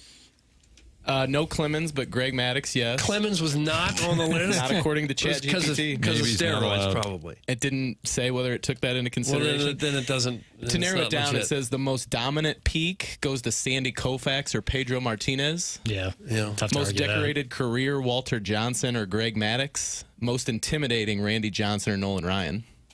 Would definitely agree on those two, intimidating wise. Yeah. You talk about tall pitchers. Randy Johnson looked like he was Victor Wembanyama on the mound. But you have to decide how much weight you put into longevity. Yeah. And I think that's important. Like if Koufax was only great for 5 or 6 years, I agree. That's not as good as I would rank Gibson. or Nolan Ryan, who pitched 4 decades almost. Mm-hmm. Yeah, I'm with you there, Doug. Longevity is important. It's a feature, not a bug. Any pitchers named righty? It's a great question. I don't think so. No. Wandy. Tony Fossis. Gibson. A lot of people saying, what about Kershaw? He's just not quite at that next level. He's great. 3 Cy Youngs. In terms of lefties, he would be, you'd have to be in the conversation. This guy's 3,000 strikeout. I saw his numbers the other day next to Koufax, and he was better than Koufax in most areas, including like strikeouts per game and walk ratio. Non-volume ERA, stats. Yeah. He's right there. Kershaw has an argument for sure in terms of lefties or, pitchers all the time. I would think our very own Bob Gibson would be considered one of the most intimidating. Kind of his whole shtick. Gibson, I think. On the intimidating. I mean, they changed the Mount rules Rushmore. because of him. Like, that is like a real mic drop moment in terms of your resume. If they literally changed the rules of pitching because of your dominance, I think that. Well, and he wasn't the only one. There were a lot of dominant pitchers at that time. Sure. But he was the big dog. Yeah. What's with all the sports talk? That's from the jerkwood from Kirkwood. Yeah, but it's like nonsense sports talk. You know? That's kind of that threading the needle. I don't even know how this topic came up. I think Doug has more computing power than ChatGPT. Gibson, not on the most intimidating? ? Walter Johnson? I think people now are just tuning in. I think somebody wished us Happy Jeff Fisher Day, which was covered in the 7 o'clock hour, but this is the 8 o'clock hour presented by Fisher Door and Window. Mad Hungarian for the intimidating factor. Maybe. Whenever you hear old-timers talk about Gibson, they always say, boy, you better not dig in. He'll put one right in your ear. He didn't care if he hit you. I looked up his stats here. He only averaged hitting about 6 guys a season, which is not unusual at all.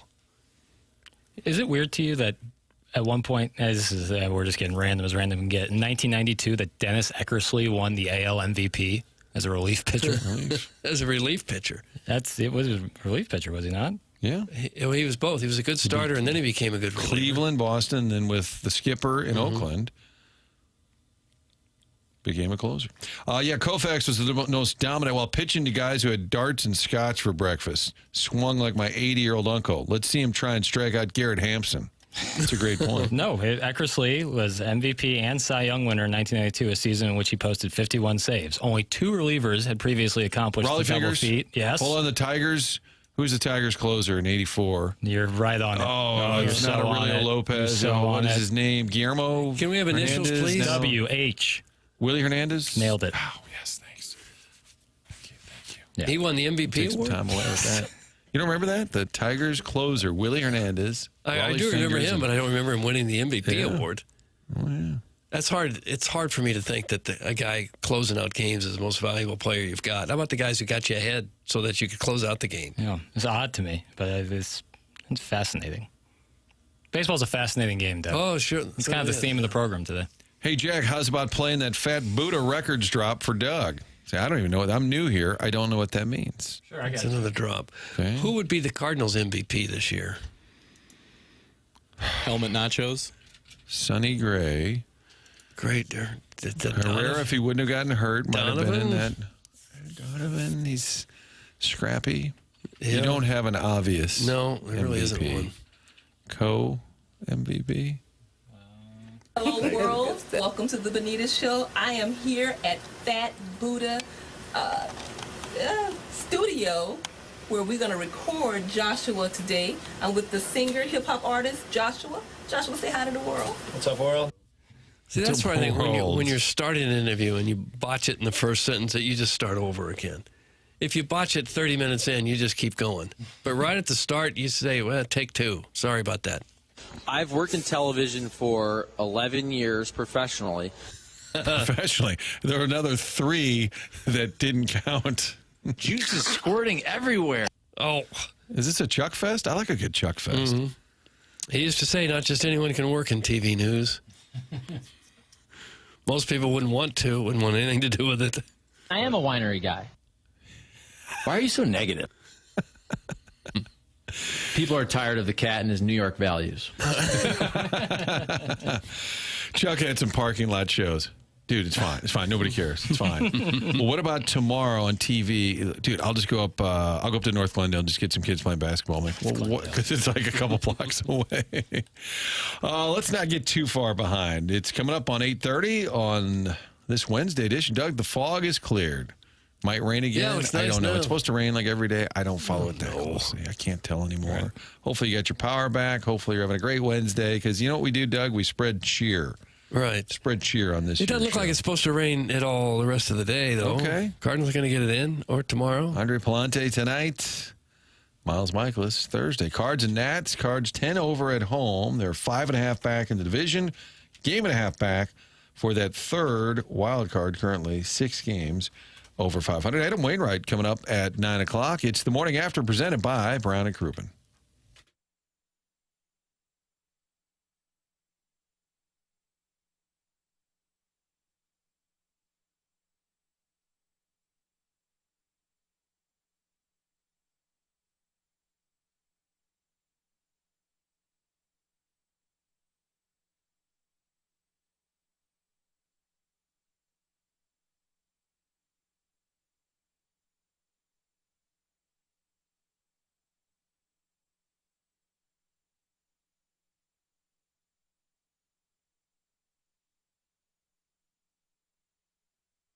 Grocery shopping has been more expensive over the last couple of years. That's just a fact. Schnucks has done their best to counter that by lowering prices throughout the entire store. I think last count, we were over 2,300. They just kept adding more and more items. Now the easiest thing to do is just go to the store, find out for yourself, and these are not discounts for the day, the week, specials. These are just prices that have been marked down. They also have the digital shelf tag that always tells you other great discounts that are happening inside the store. You can also use your rewards app to let you know items you frequently buy. Maybe there's some kind of special going on with those on top of the other savings that you're getting. That rewards app also allows you to do curbside pickup, to do delivery, and every time you check out, it gives you the total. How much money do you have in your account? You're getting paid back every time you shop at Schnucks. I guarantee there's one in your neighborhood. Great butcher department, always friendly when you want to go over some items, maybe trying something new on the grill. Friendly service, saving money on your groceries. You can do that every day at Schnucks.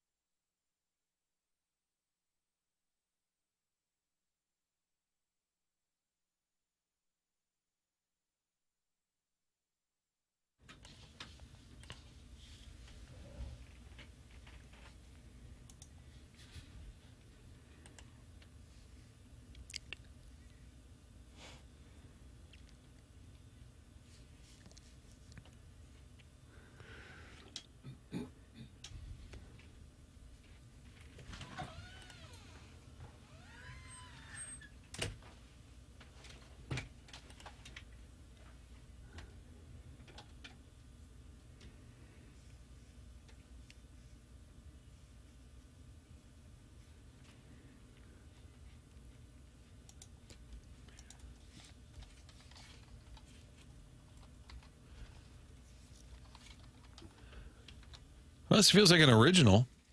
This is not AI created. I'm pretty sure this is not AI created. It is Jeff Fisher Day. It's 7/9, July 9th.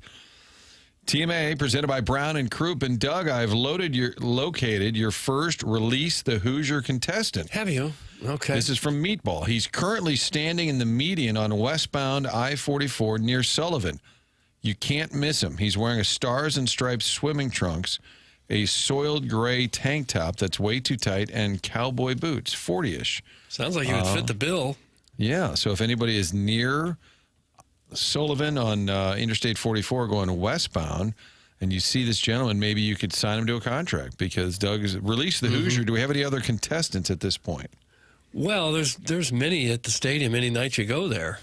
Just got to make sure They're already that there. willing. They're already in the building? Yeah. Oh, gosh, yeah. But by the mere description, I would say that this guy... This guy'd be good, sure. He'd got be good. the look down. Uh-huh. But you could go through the crowd every night and pinpoint half a dozen or more that you say, yeah, you'd be perfect.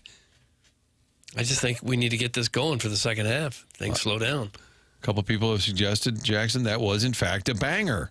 Yeah, absolutely. And then are you trying to lose listeners? Did the guy say he was a Super Bowl champion in that song? I'm not sure. He was with the Bears. He was on that 85 team, so I guess that would count, right? I guess so, yeah. Berkey, quit laughing and read the damn next text. I don't know what the damn next text is. Guys, Timothy's not on vacation. He's sitting outside St. Gabe's revisiting his glory days. That could be. Could be right outside St. Gabe's as we speak. Tim will be back next week. Martin, the Kurt, Doug, Jackson with you here till 11 o'clock. Over in Kansas City, and I don't know the context at all, but Jackson in the dossier, the Stiefel dossier, says our friends to the west. Radio jock goes scorched earth on embarrassment. Patrick Mahomes Taco Bell rant after dad bod photos. What all do we need to know, or should we just listen and further dissect? Is this a Bob Fesco vehicle? No. Kevin Keatsman. Oh, yeah. Who hosts a podcast called Kevin Keatsman Has Issues. There were some pictures posted from, I guess, a vacation with Mahomes where he was topless, Doug. Okay. And Keatsman had some thoughts. This is from his podcast. Yeah, Kevin Keatsman Has Issues. Meanwhile, vacation photos are popping up of Patrick Mahomes, and he's fat. I'm going to say it, and I'm going to tell you the truth. That's why you hit the play button. He's an embarrassment. You're a $500 million quarterback. You've made all these comments in the offseason that we're going to do our talking on the field. We got our butts kicked in the Super Bowl. We're coming back with a vengeance.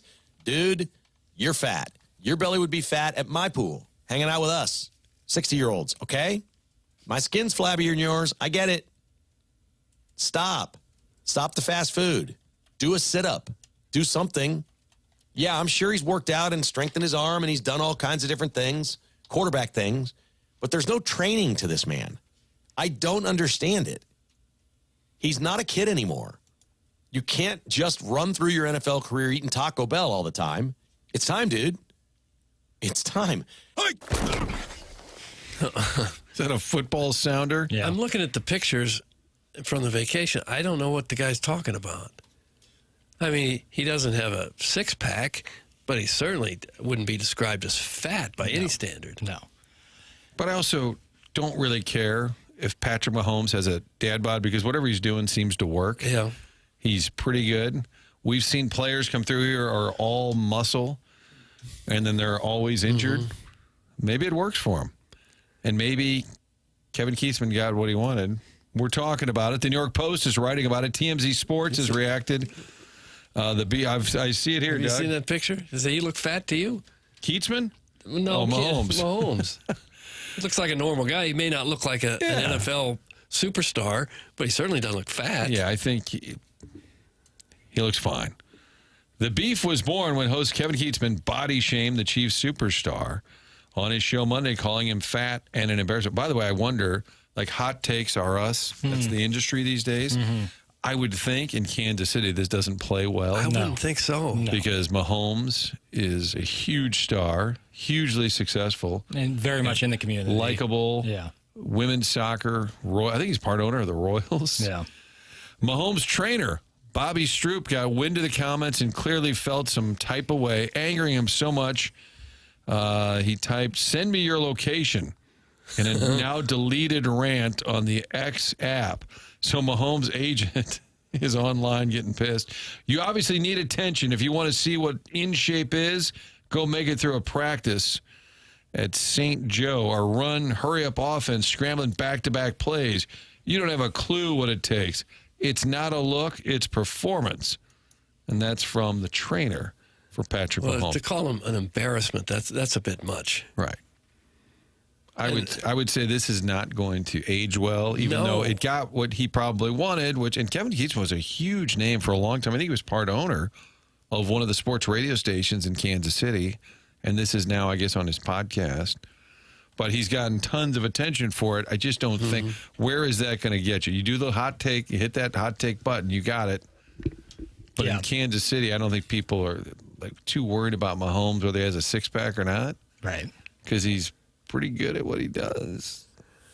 Yeah, and early June, I expect this is probably about the time when he starts to hit it pretty hard to get ready for training camp. Yeah, and he'd be far from the first quarterback to ever have, that doesn't look like a Greek god. Ken Stabler comes to mind, How Doug. about Sonny Jurgensen? Smoking darts. Peyton Manning, the last 10 years of his career, just kind of had a pleasant little beer gut, just a little one, a little pleasant little guy. But he's slinging around the ball field, and you're an outstanding quarterback like Mahomes is and like Manning was. Who's that lefty from Kentucky? I was just, was it Lorenzen? Yeah. Jared Lorenzen. Remember he looks him? like he weighs 350 pounds. He's no longer with us. Oh, really? But he played for a while, and he was really, I don't know if he was playing arena football at the end. Mm-hmm. Yeah, he was at 284 pounds, Jared Lorenzen. Hard to take down. Nicknamed the Hefty Lefty. Yeah. I get a kick out of guys who don't look like they have the prototypical body, who still are superstars. I mean, you see the best player in the NBA is a kind of 7-foot, lumbering, looks to be a little puffier than your average NBA player, and he's dominant. Wasn't He's that the dominant as it gets. on Doncic that he was? Yeah, Luka too. Luka is, I would say a little more athletic looking than Jokic, but not 7 feet tall either. And here's the question: do you think Mahomes cares at all? And the problem is he'll get asked at training camp later this month. He'll get asked. He's been asked before about. Well, because I think they won the Super Bowl and they said, "Oh, Dad bod." Yeah, he says I think I'm reading some just in here. It's he told Time Magazine, I think a year or two ago, it's a good thing to have. You want a little extra padding when you're getting hit isn't the worst thing in the world, especially around your ribs. I think he doesn't care. What tells me that he doesn't is that he's posing for these pictures with his shirt off. Right. He probably if he knows was sensitive it's about coming. it. Yeah, he'd have a shirt on. Put his signature next to something that says you're going to make $500 million. I can almost assure you he does not care about what anyone would have to say about his body, But it's still, I would get it if he did care. 90% of the game is mental, the other half physical. Knock it off, Keatsman. That's from Big Worm. But I think these Chiefs fans will probably come after him with a little bit of force. Yeah, I see I'm on his Kevin Keatsman's Twitter account. He's posted another podcast with a full response to it. So I guess he's... This is his thing? Is he backing off, or is he I don't know. doubling down? I have yet to listen to it. I just pulled the audio from his podcast where he talked about that, but I have not heard his full breakdown of it. It seems like the only thing Mahomes cares about is people saying he sounds like Kermit. So maybe he is sensitive to the voice thing. I'm here. Yeah. Is it your Kermit? That's Travis Kelce doing Patrick Mahomes. I am here. I am here. Here's a picture of Len Dawson at halftime in the Super Bowl smoking a dart. Oh, yeah, I've seen that. And sitting on a fold-out chair. Right, classic picture. That's one of the best. F the Chiefs. Here we go. So we've started that banter as well. Yeah, I think my personal beef is that not with any Chiefs players by any means. It's the kind of Mahomes is eminently likable. Oh my God, yeah. Guys, he's hanging out at this lake house and drinking in Party Cove. And then now Mudjack Mike sent him, Mr. Mudjack Mike, sent in the picture of Tom Brady, the combine picture, which I think still fuels Brady for sure to be extremely fit. I think so too. Because he does look a little unathletic in the photo there, I would say. That's fair. Luka has slimmed down. That's from the Gray Summit Gray Goose Guzzler. Naked bodies. Okay. Big Ben or the bus? Yeah, Jerome Bettis always had a little extra in the middle there. Sure. Running over people. Yeah. Sure. Yeah. And John Riggins would have a six-pack right after the game, then run over you the next game. Mm-hmm. Marino, the Mannings, Brady, all dad bods. Well, are we talking now or when they played? Peyton Manning, toward the probably last 8 years, so like the Denver years and the last couple of years with Indianapolis. I mean, he had like a little gut, He had a little. I don't think Terry Bradshaw was in the gym all afternoon, right? Terry Bradshaw? I don't know. I wouldn't doubt those guys from being in good shape. In good shape, absolutely. I think having just a little gut doesn't mean that you're not in outstanding shape or this, that, or the other. Roethlisberger, somebody mentioned. Yeah. As a big QB. I don't think as a QB, though, if you're not mobile, if you're which not is mobile, fine, right. You're bigger, harder to take down. Right. And Mahomes is a great improviser, but I wouldn't call him like Lamar Jackson level or even Josh Allen level scrambler. He knows how to get out of the pocket. Crafty. And he's incredible at throwing on the run. That might be his best attribute, but I would not call him a scrambler by any means. The Pillsbury throw boy. Yeah, that's a great one. The super fat linemen also keep up with a fast-paced offense. That's the most fascinating thing to me about the NFL is when an offensive lineman retires, how quick they slim down. The weight just falls off. The weight flies off of them. And talk about guts. Some of those guys really, seriously do have just a big gut. Yeah. Oh, it's huge. I guess you have to have that much weight to withstand a guy charging at you and hang on to stay on your feet. But they intentionally bulk up to, if you're not 315, 320, I don't think you can play in the NFL anymore as a lineman. Yeah. But then a friend of the show, Joe Thomas, when he retired, just the weight just flew off him, Grant Wistrom was that way. Mm-hmm. He's half the man he used to be. But then skill position guys often go the other way. When they're not running all day and doing that stuff, they might gain a little. Stop talking about Mahomes' body. That's from Mahomes' long body. The texture. Big Walt was always a bit doughy. Friend of the show, Keith Kachuk. At the end of the career there. The only place you can't be doughy is our business. Because we get our jobs based on our physiques for the most part. That's right. Athletic ability, jumping ability. We have strict regiments that we follow. We have to be a little better than everyone else. In most breaks, Doug is leading a kind of Pilates class and some stretching. Yeah, and we're just getting right. It's important. Mm-hmm. Here we go. Sharon in Clayton. Mahomes definitely has love handles. I'm a postmenopausal woman, and my abs are way more lean than his. Kind of agree with this critique. He's very soft for a pro athlete. But does it matter, is the question. Yeah. I guess because the Chiefs lost the Super Bowl, that maybe they're going to amp up the hot takes over there on what it takes to get over the hump. Look at me, I work out. I think it is possible for a guy, especially at his age, to still have a strong upper body, still be able to run really well, and have a little bit of a gut. Absolutely. Because for a lot of men, if you have any extra weight at all, that's where it all goes. It goes right to the gut. Well, I can tell you, if you're struggling a little bit with that, you're in the gym, working out, not getting those results, check out Mentality. Tim will tell you about it. Oh, that'd be a good idea. If you're dealing with low energy and low motivation, fatigue, you're tired all the time, weight gain or muscle loss, especially belly fat, you might want to check out Mentality because those are symptoms of low testosterone. Mentality is a local healthcare facility that specializes in helping men feel and perform at their very best with board-certified physicians providing a full physical consultation and blood panel analysis, all during your first visit. Mentality focuses on free testosterone levels, which many doctors overlook, ensuring your treatment is tailored to your body. Energy can come roaring back, belly fat can burn off, and muscle can strengthen. It's Mentality. This your step settling for a fraction of your potential. Mentality's offer is your chance to take back control. Visit mentalityhealth.com/radio to find out more information, or check out mentalityhealth.com/radio for a discount. It's mentalityhealth.com/radio. Sharon's Ladue pool boy disagrees with, I guess, her boss. He's one of the best running quarterbacks of all time. Stupid take. By me or Sharon? No, I think just by Keatsman. Because this predates. Oh, okay. This predates Sharon. I wouldn't call him one of the best running quarterbacks, scrambling quarterbacks of all time. You wouldn't? Mahomes? Pretty nifty. I would say he's an incredible improviser, but I would not say one of his absolute strengths.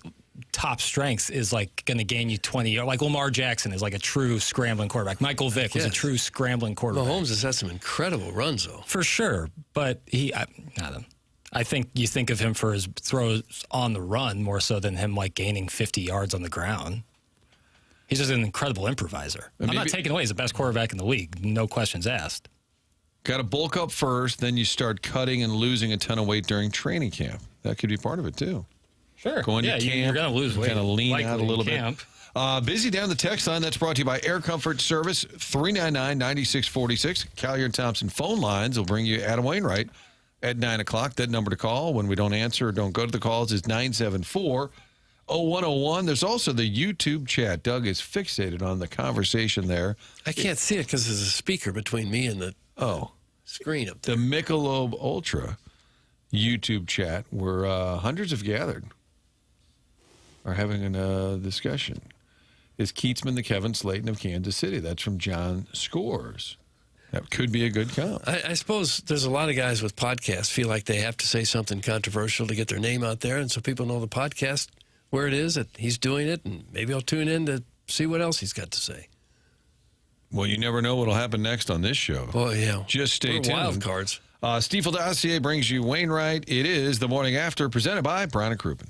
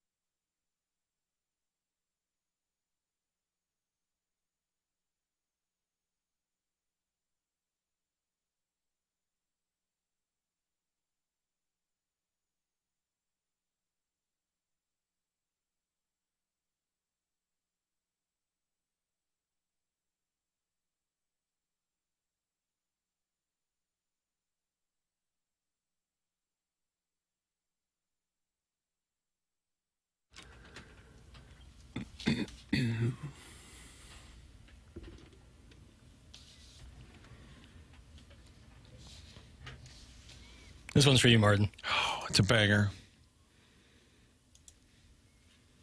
Little kid Charlemagne, maybe later in the day. Sure.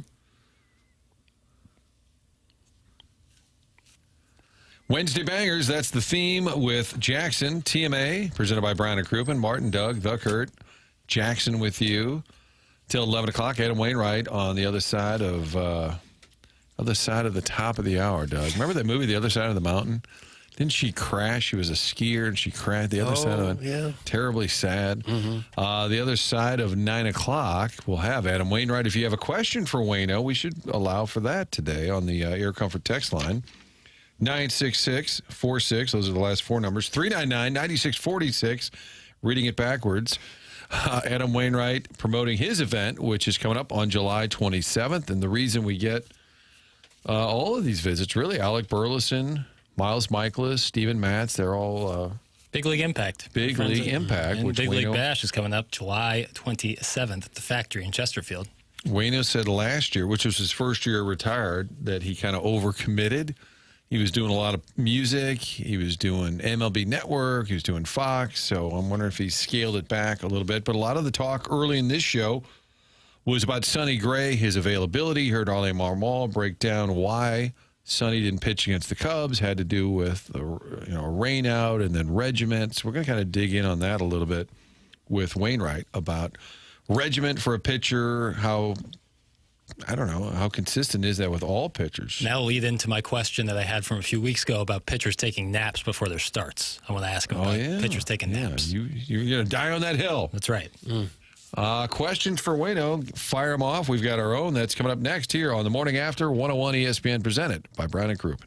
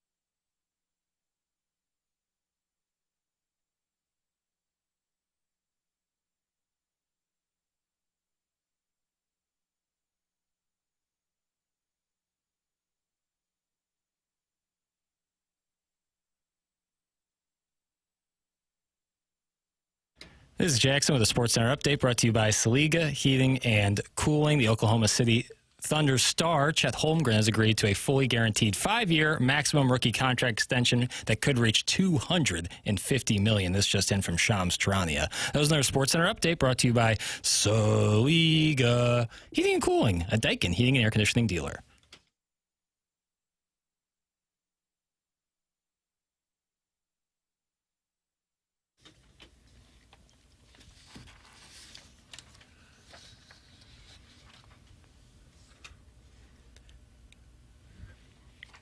Why does it always time out that our guests are on hold? They got to sit through the break, and then it's always a Jackson update. It is weird. And it is kind of... I think it's our clock management, and their guests are usually at the round number, 9 or 9:30, and that just kind of works out that way. They're prompt. We're not. Adam Wainwright, the Cardinal legend, on the line with us. It turns out it's a Wednesday with Wayno. It's Martin, it's Doug, it's Jackson on 101 ESPN. Mr. Wainwright, how are you, sir? Doing great. How are y'all doing? We are doing just fine. You know, random topic we were talking about, and we shouldn't even give it any oxygen, but this Kansas City host was picking on Patrick Mahomes for having a dad bod, and we're like, I'm sorry, he's a Super Bowl champion MVP. I'm just curious, though, in the room, do you guys get on somebody if they're a little out of shape, or is that banter within the room? Definitely banter within the room. There's constant, I wouldn't say shaming, but body comparison going on. Sometimes shaming, sometimes challenging, sometimes jealous of, but yeah, when you spend 162 plus, lots of other days, spring training as well, and spending 3/4 of a year with a guy, basically, you see him pretty much every light, like, hey, man, you might want to mix another ab in or two, Could never say that to Tyler O'Neill. Remember the shape he was in? He ripped his shirt off there once and was flexing on the field after a walk-off. Yeah, we told him to stop doing so many. Right. Like, hey, man, calm down. Yeah, that's the other side of it. We are getting close to Adam's big event, which is coming up at the factory July 27th. Are you? Where are we in terms of preps? Are you in the studio? What do you have to do to prep for this event? Well, I'm down in South Georgia prepping by raising all these kids up.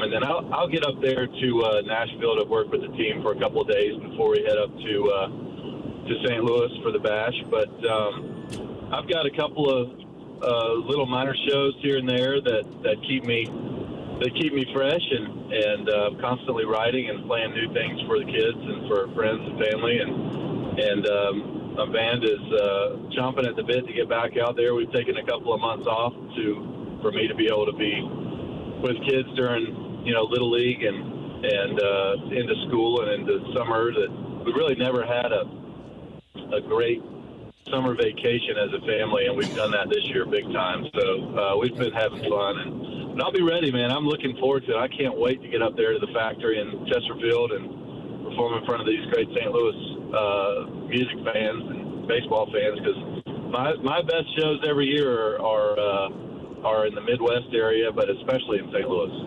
And that event is Big League Bash. It's featuring Adam Wainwright. He's in concert. They'll have Cardinal players there, Fredbirds there, silent auction. All of this is to support the great work being done at Big League Impact. Get online, bigleagueimpact.org. We're also giving away a chance for you to meet Adam Wainwright at that bash at the factory on Sunday, July 27th. Just check out the ESPN 101 mobile app for more details. Cardinals winning last night. They're 10 over at home. They're 5.5 back in the division, a game and a half back in the wild card. As a player, Adam, and I know guys always say, I don't care, I don't look at the standings, but what about for you? How often were you aware of where the team stood?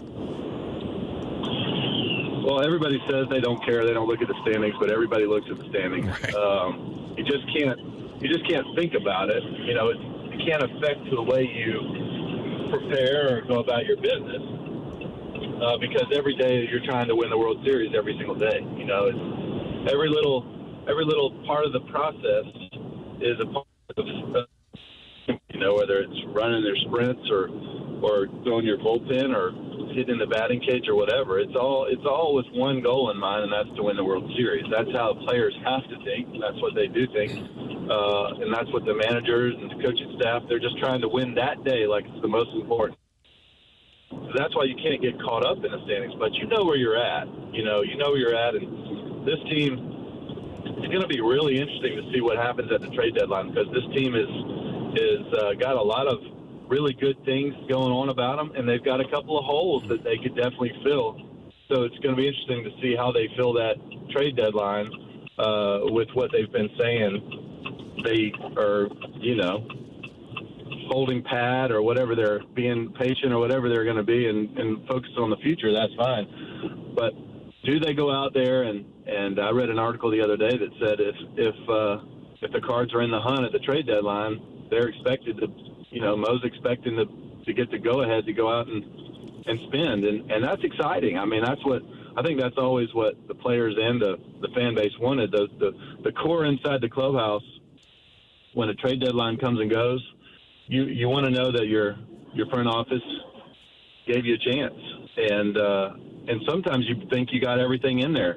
Sometimes you go, man, if we could just have one blah, blah, blah, or one this or that, then we really feel like we could win. And if you get it, then, man, you just take off. And sometimes if you don't, it can be tough the next couple of days after, or it can be a challenge like, okay, all right, let's do it. They believe in us. They believe that this is the unit. So it's going to be interesting to see. But I love the fight that these guys have had, man. That nobody's be honest. Are the Cardinals overperforming based off what they did in the offseason? I would say yes. I think everybody, if they were being honest, would say yes. Am I right? Yeah, I thought they were about a 500 team, and some were. I mean, if you go by the fan graphs and all those preseason models, I think it was like 76, 77 wins Vegas had, if you were playing the over-under at the beginning of the year. And, you're 6 games over, closing in on the All-Star. I think they're definitely better than people thought. And they have had a comeback ability, which has made them an exciting team. Nobody had Joel Pozo hitting a ball into Waveland on their scorecard bingo sheet at the beginning of the year. So I think they've been more entertaining. That was fun. That was fun. Of all people, and I don't know if you've read his story, but he was homeless 4 years ago. He's put in 11 years in the minors. And that is the randomness of a season. You're going to have games where Pozo's the star. But I think people are pleasantly surprised, but I think they're overall frustrated that the bar for the Cardinal franchise isn't a little higher. I mean, I think that's how I would phrase it. Well, I would tweak that just a little bit. I think if you asked Mr. DeWitt and Mr. Mo and Heim and the rest of the guys coming in, I wouldn't say that the expectations of the franchise are lower. They haven't lowered expectations for the overall good of the franchise. I would say that maybe they have a mindset that what they're doing now is necessary to keep the expectations of the franchise. That's what I would say. And that can be frustrating as fans, because every fan and every player wants to win now.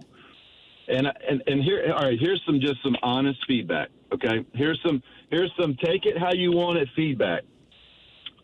Last year, when Tommy Edman was injured, and they traded for Eric Fetty, almost everybody in St. Louis was patting Mo on the back, saying, "I can't believe he was able to pull off to get the starter they needed for an injured player." All right, that's just the facts. I read it a million different times. I saw every different article. Look, it just is what was happening. And recently, I've heard nothing but, I can't believe he would trade Tommy Edman for that. And so I just think as fans and as players and as organizations and whatever, we just have to be honest with, like, how things have happened. Now, I am the St. Louis Cardinals biggest fan, besides being a former player. I just want to keep it real quick. All right. That trade, when it happened, this is just one instance, but that trade, when it happened, everybody was like, oh my gosh, they got what they needed. I remember texting Mo saying, well done, sir. And he was like, I appreciate it. That ended up being what we needed, a good trade. We got Tommy Pham too, and Tommy brought some good energy to the club. But I just am pointing that out because it's hard being a fan of a great franchise when you expect to win every year. It's just hard. Am I right? Yeah, and I think a lot of times you sign guys, hey, this is a great move, and then it just doesn't pan out. I think with Fetty, the recent frustration was, and I don't blame the player even, he had struggled mightily in 2 starts. I think you can't put him out there Sunday at Wrigley. And we debated this earlier about you could move Sonny Gray's starts around and line him up so he pitches against the Cubs twice.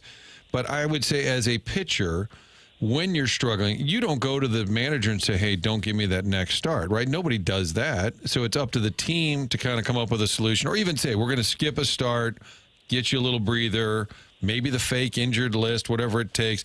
It's more on at times, it's still up to the player to perform, but doesn't the team have to kind of be more active in like helping a player out when they're clearly struggling? Well, it's tough because as a player, the only way sometimes that you get out of your struggles is to keep going out there. And there's been a lot of times in my career where I heard the same things, guys going, man, doesn't he need a break or something? But you only overcome some of these things by taking the ball and getting back out there.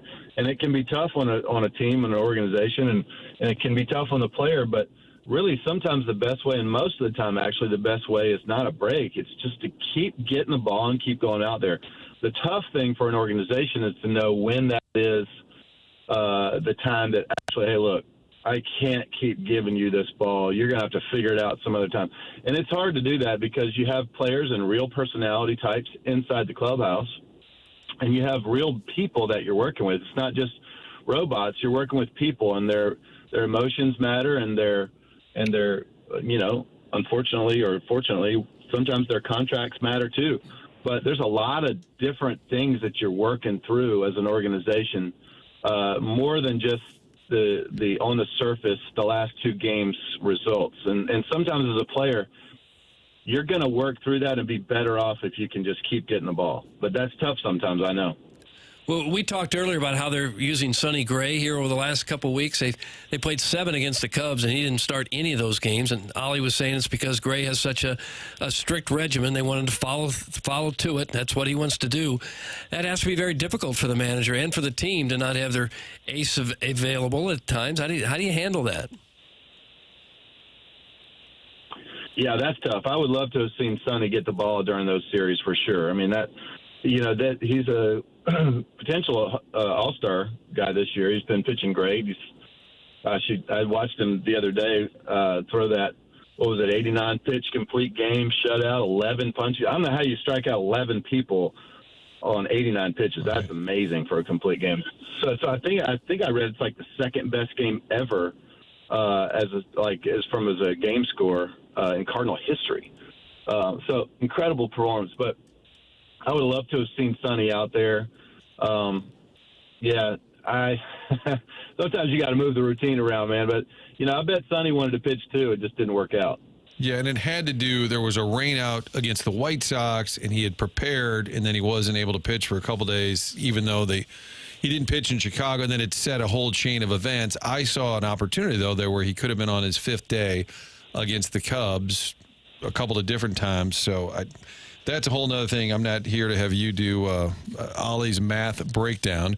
But in terms of in the room, and it kind of goes back to Michaelis and Fetty, how often are decisions made, and not for somebody's feelings, because it's the big leagues, you got to win. But you also don't, if you burn a guy, let's say the front office or the manager burns a player or kind of humiliates him, then the rest of the room sees that. Do you know what I'm saying? Like how it plays in the room as opposed to fans or media.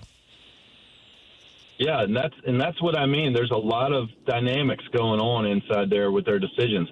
I know that one thing that I can say for a fact is when Oli or Dusty or any of those coaching staff guys make decisions, there's a reason behind it, whether it's the numbers or something they know innately about that player or whatever. There's a reason behind it, and sometimes there's nothing they can do about it.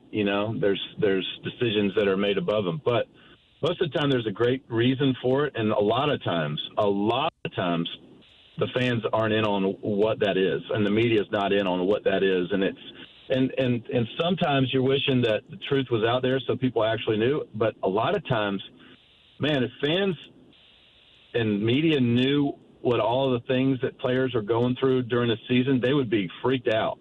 You know, like if you'd have known the way my body was feeling for like 3/4 of my career, you would have been like a nervous wreck every time I took the ball. But you didn't know that I could barely, you know, that I blew my back out or whatever, and tweaked had a bulging disc, and I had to get a shot, you know, 2 hours before the game to just go out there and be able to, and I had to hold my breath making pitch. Like, y'all didn't need to know that. You just needed to know that I was going to go out there and perform. And so there's a lot of things you know about and or that you don't know about that you don't need to, or you just go crazy.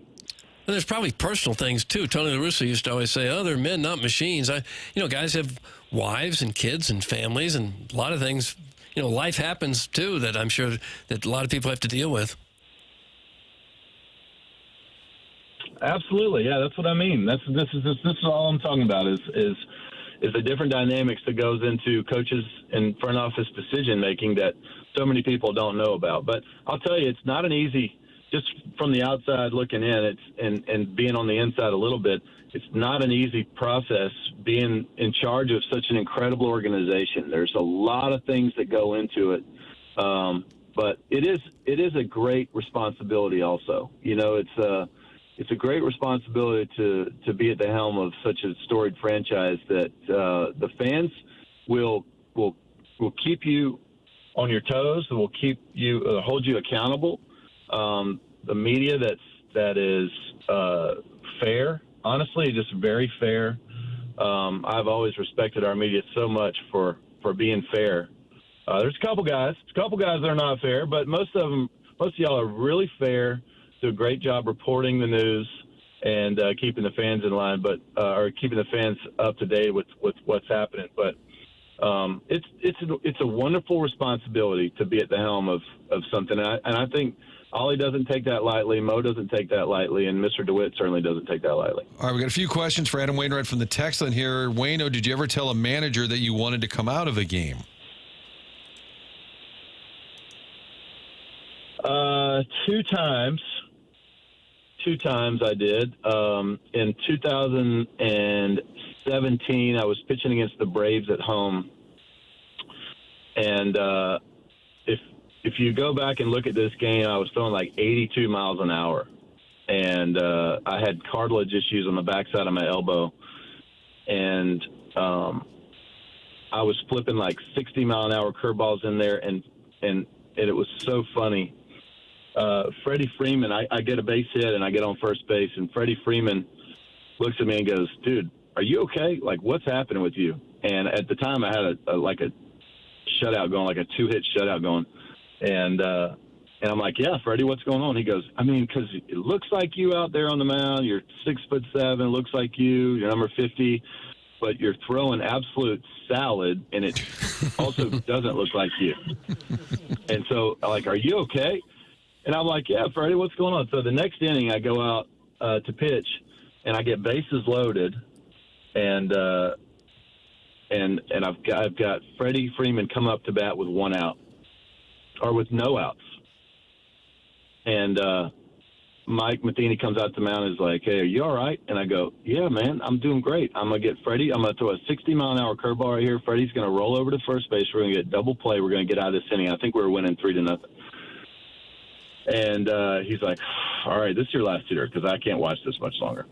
So Freddie hits I throw a 60-mile-an-hour curveball, or even 59. He rolls over to first. Goldie touches first. So not Goldie. Somebody touches first. Maybe Carp touches first, throws home. We get the runner out, tag at home, get a double play. Next guy pops up to third, and I walk off the mound. I look at Mike Matheny. I'm like, "What's the big deal? I told you I was going to get out of it." And as soon as I get into the dugout, I go, "Hey, that worked and that was fine, but you need to get me out of this game. I'm like, this is not good." And I had another time the same way. It's, you don't have 25 minutes to hear all these stories, but there's times. There was only 2 times ever where I asked out. And the last game I ever pitched, I didn't ask out, but I didn't not ask out. I got through each inning, each inning was a miracle in itself. And then after the 7th inning, we're winning 1-0. Oli looked at me and goes, "What do you feel? What do you think?" I go, I'm not taking myself out of this game. And in my mind, I was going, you've got to get me out of this game as fast as possible, because I'm going to throw the next pitch and my arm's just going to fly off, and Wilson's going to catch my arm, not the ball. And he looked at me and he goes, I think I'm going to get you out. And I go, I wouldn't argue with you if you did it. And so he got me out. Ask Wainwright, did he ever talk to Beltran about the big NLCS strikeout? Obviously, you guys were teammates for a couple of years. Did you guys do an event about that or no? Nicest guy in the world, by the way, Carlos Beltran. Absolute polite gentleman. Oh, he's the pro's pro, best dude. I mean, just unbelievable. His wife or just his family are just some of the best people I've ever met. So when we signed Carlos in the off season, I called him. I got his number. I called him. I said, all right, buddy, we got to talk about something. Congratulations. Can't wait to see you. Can't wait to win a World Series with you, blah, blah, blah. Hey, but we need to talk about something. And he goes, okay, what is it? I said, listen, it's going to happen. We're going to get asked about it. What do we do about 06? And he goes, brother, that was a good moment for you. That was a bad moment for me. We should leave it in the past. And we never spoke about it after that. Fair enough. Is Wainwright prepared for Nate Frazier to run for 1K this season? We're riding with Gunner this year as well. That's Alan Dadeville is a huge fan of the Georgia Bulldogs. It's almost that time of year. It is almost that time of year. The Bulldogs, you know what? If with better quarterback play last year, the Bulldogs going like a 3 or 4 or 5 Pete, man. They are just so deep, so talented. Yes, I'm ready for it. I can't wait for College Game Day, opening kickoff here in about a month and a half from now. Very, very excited about it. Can't wait I'm going to take the kiddos up. We got our van souped up. I'm going to take the kiddos up to Athens this year for a big game. It's going to be awesome. Only a couple more. We got to wrap this thing up. But producer Jackson Burkett has a question. We've debated this. Yeah, I a couple weeks ago asked some question about starting pitchers napping before the game. Have you noticed that a lot of guys, or you've heard some guys like to take a nap before their starts? Part of their routine is taking a nap. Yeah, I did it. I started doing that about halfway into my career, and I'll tell you why. It was because, and not a long nap. It's a NASA prescribed, I think it's 27-minute nap. I would get the Calm app, and I would do a 27-minute nap, and there's a lot of science behind it. That it completely, the right amount of sleep is rejuvenates and completely resets your nervous system, and you go out totally refreshed. And the wrong amount, though, is a total downer. So, yeah, the minutes are important. The minutes are important. I would take a 27-minute nap on the Calm app about 2.5 hours before the game. After doing a lot of prep, man, a lot of prep, 4 or 5 hours of prep for each game, you're just kind of burned out on it. You need that little nap, Yeah. Have you talked to, by the way, Jackson, that's you for the win. I feel very vindicated. I've heard the same thing. If anything short of 30 minutes is good, and in between 30 minutes and 2 hours is awful, you either take a 2.5-hour nap or a 25, 27-minute nap, and you're good. Ask Wayne if have you talked to Yachty since video surfaced of him wearing Cubs gear? Have you seen this, by the way? Yachty sporting Cubs gear. I don't know I've seen it. I don't know if there's a child's team was the Cubs. Somebody was, so he had to wear the Cubs gear, I guess. I can speak into that. Now, his son, Wells' team was named the Cubs, but if you look close, he did not wear the hat. He had the shirt on or whatever, but all the pictures I saw, and I talked to him, he's like, yeah, but I can't put on the hat, hermano. I can't do it. He's not putting on the Cubs C. He's like, it's his team name or it would never happen, Yes, I have talked to him about it, and we're all good. All right. Well, we'll wrap it up since we're speaking about hats. What about the blue hats on the road? Tim, who's out today, has been a big advocate. They bring that back. He wants that to be a regular look where the Cardinals wear the navy blue caps on the road. Where are you with this great fashion debate? Indifferent, because I experienced both. Wore the blue hat for a long time, and then we switched to the red hat. I think it's kind of cool that you just have like one iconic hat. I think there's something cool to that.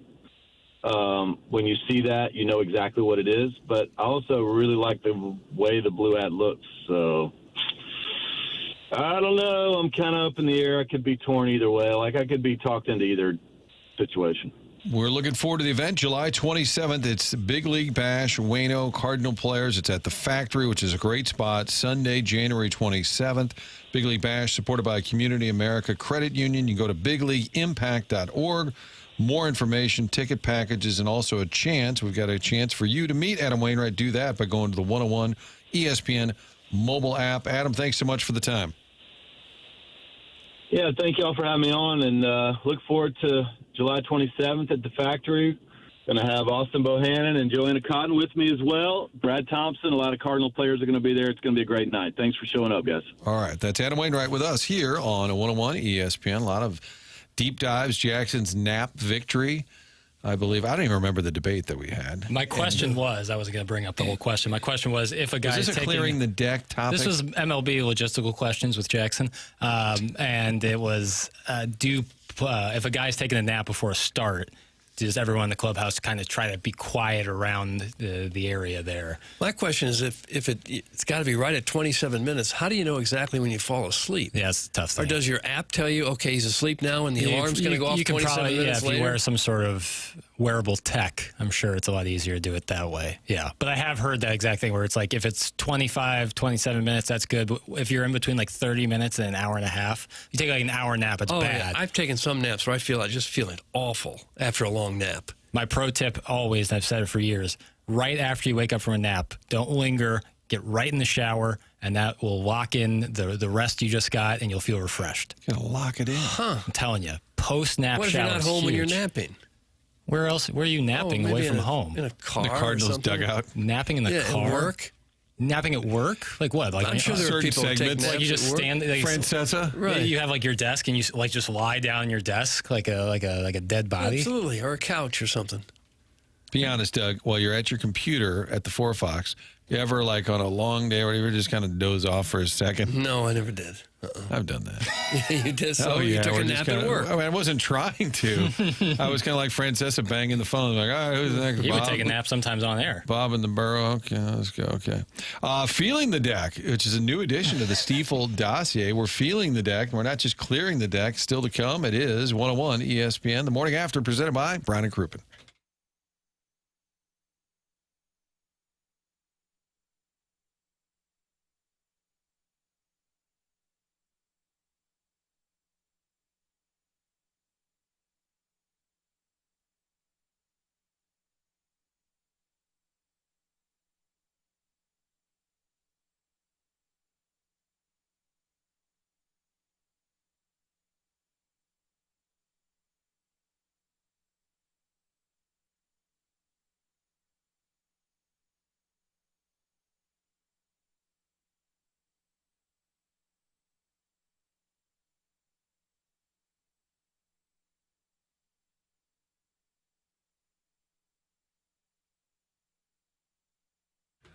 They're talking about expansion at Mid-America's St. Louis Airport. That is in the works. That's because people have started to figure it out. You want to fly to some really cool places like Las Vegas or Hilton Head, Gulf Shores. Maybe it's Knoxville. That was a recent addition to the Allegiant flights that are coming out of Mid-America's St. Louis Airport. They have 7 Florida destinations, including Fort Myers, Fort Lauderdale, so many spots in Florida. You get there at a great price.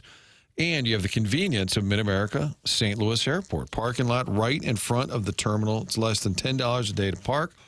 Easy to get to your gate. 15 minutes. That's the average time from car to gate, 15 minutes. There's no comparison to that these days when you're talking about air travel. Convenience, great prices. People have found out about this. Mid-America, St. Louis Airport. Find out more about the flights that are available.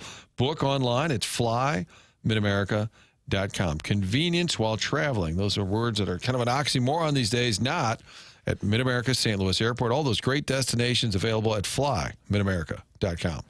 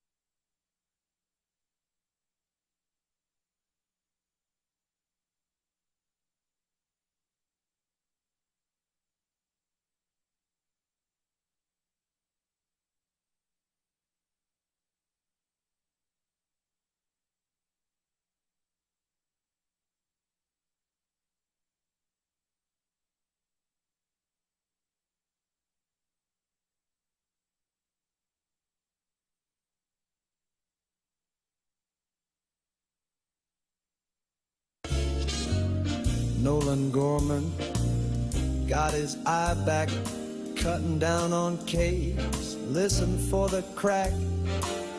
Our boy Victor got blazing speed. No chance at second if he has his lead. Burley got the bat to get it done. There's no stopping number 41. Hell's bells coming in stopper style. Lights turn red, B-fib go wild.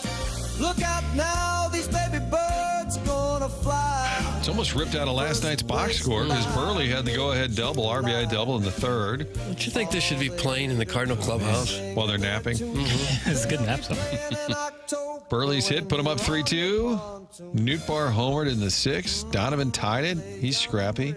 Tied it with a 2-run homer. Nootbaar's home run last night was a kind of like an example of what we talked about the other day about not being sure if a home run's a home run because of the way the outfield walls are set up. Yeah, I don't like that. Let's take a listen. We have the call. FanDuel Sports Network, Chip Carey on the call, Brad Thompson. The call of Brendan Donovan's 2-run home run that at the time tied the game with the Nats.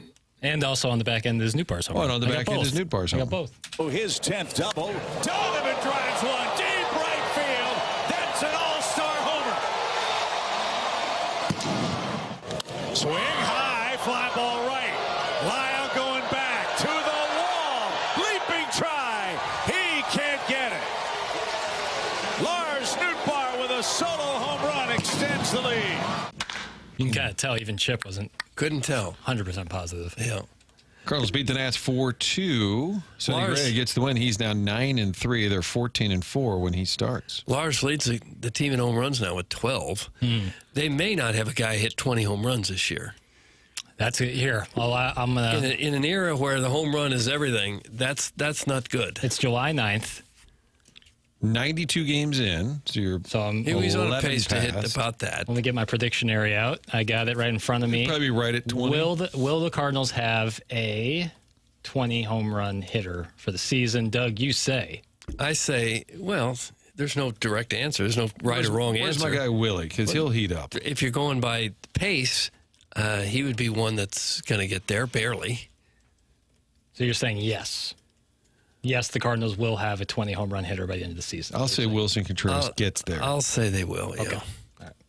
So, are you clipping and saving these bold predictions? But just based on the pace on the rat, it's going to be really close if anyone gets it. If you guys are interested, predictionary from May 22nd. The question was, will Ryan Helsley be a Cardinal post deadline? Tim said no. Martin and Doug both said yes. This is the value predictionary. The value. I'm going to stick with that because I think at the deadline they're still going to be in the hunt. And then Martin, you said yes on the 20 homer, so you both are yes. I went specifically Wilson Contreras. Okay.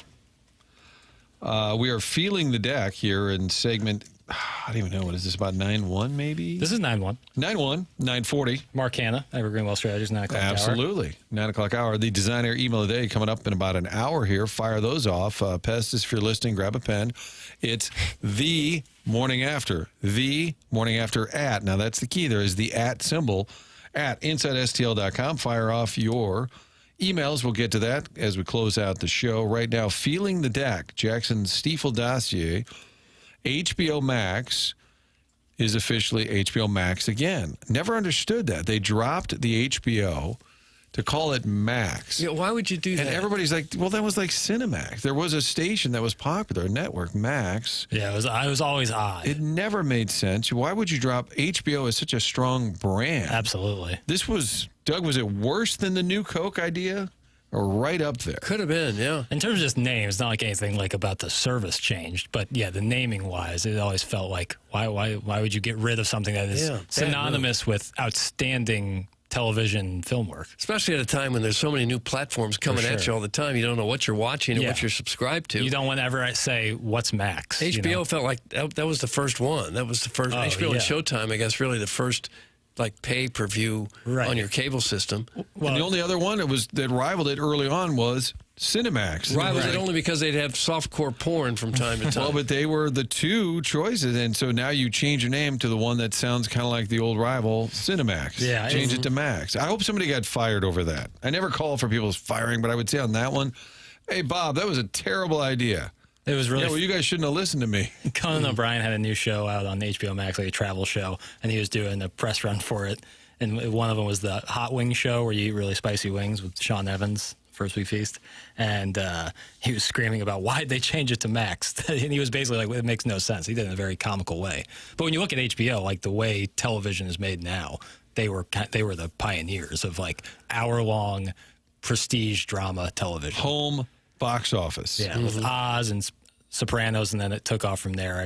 Breaking Bad. I remember back in the day, that was a big thing when you brought in HBO or Showtime to your house, because television didn't have the language and the nudity. It just wasn't there at all. Right. This was the first time it came into the house. Right.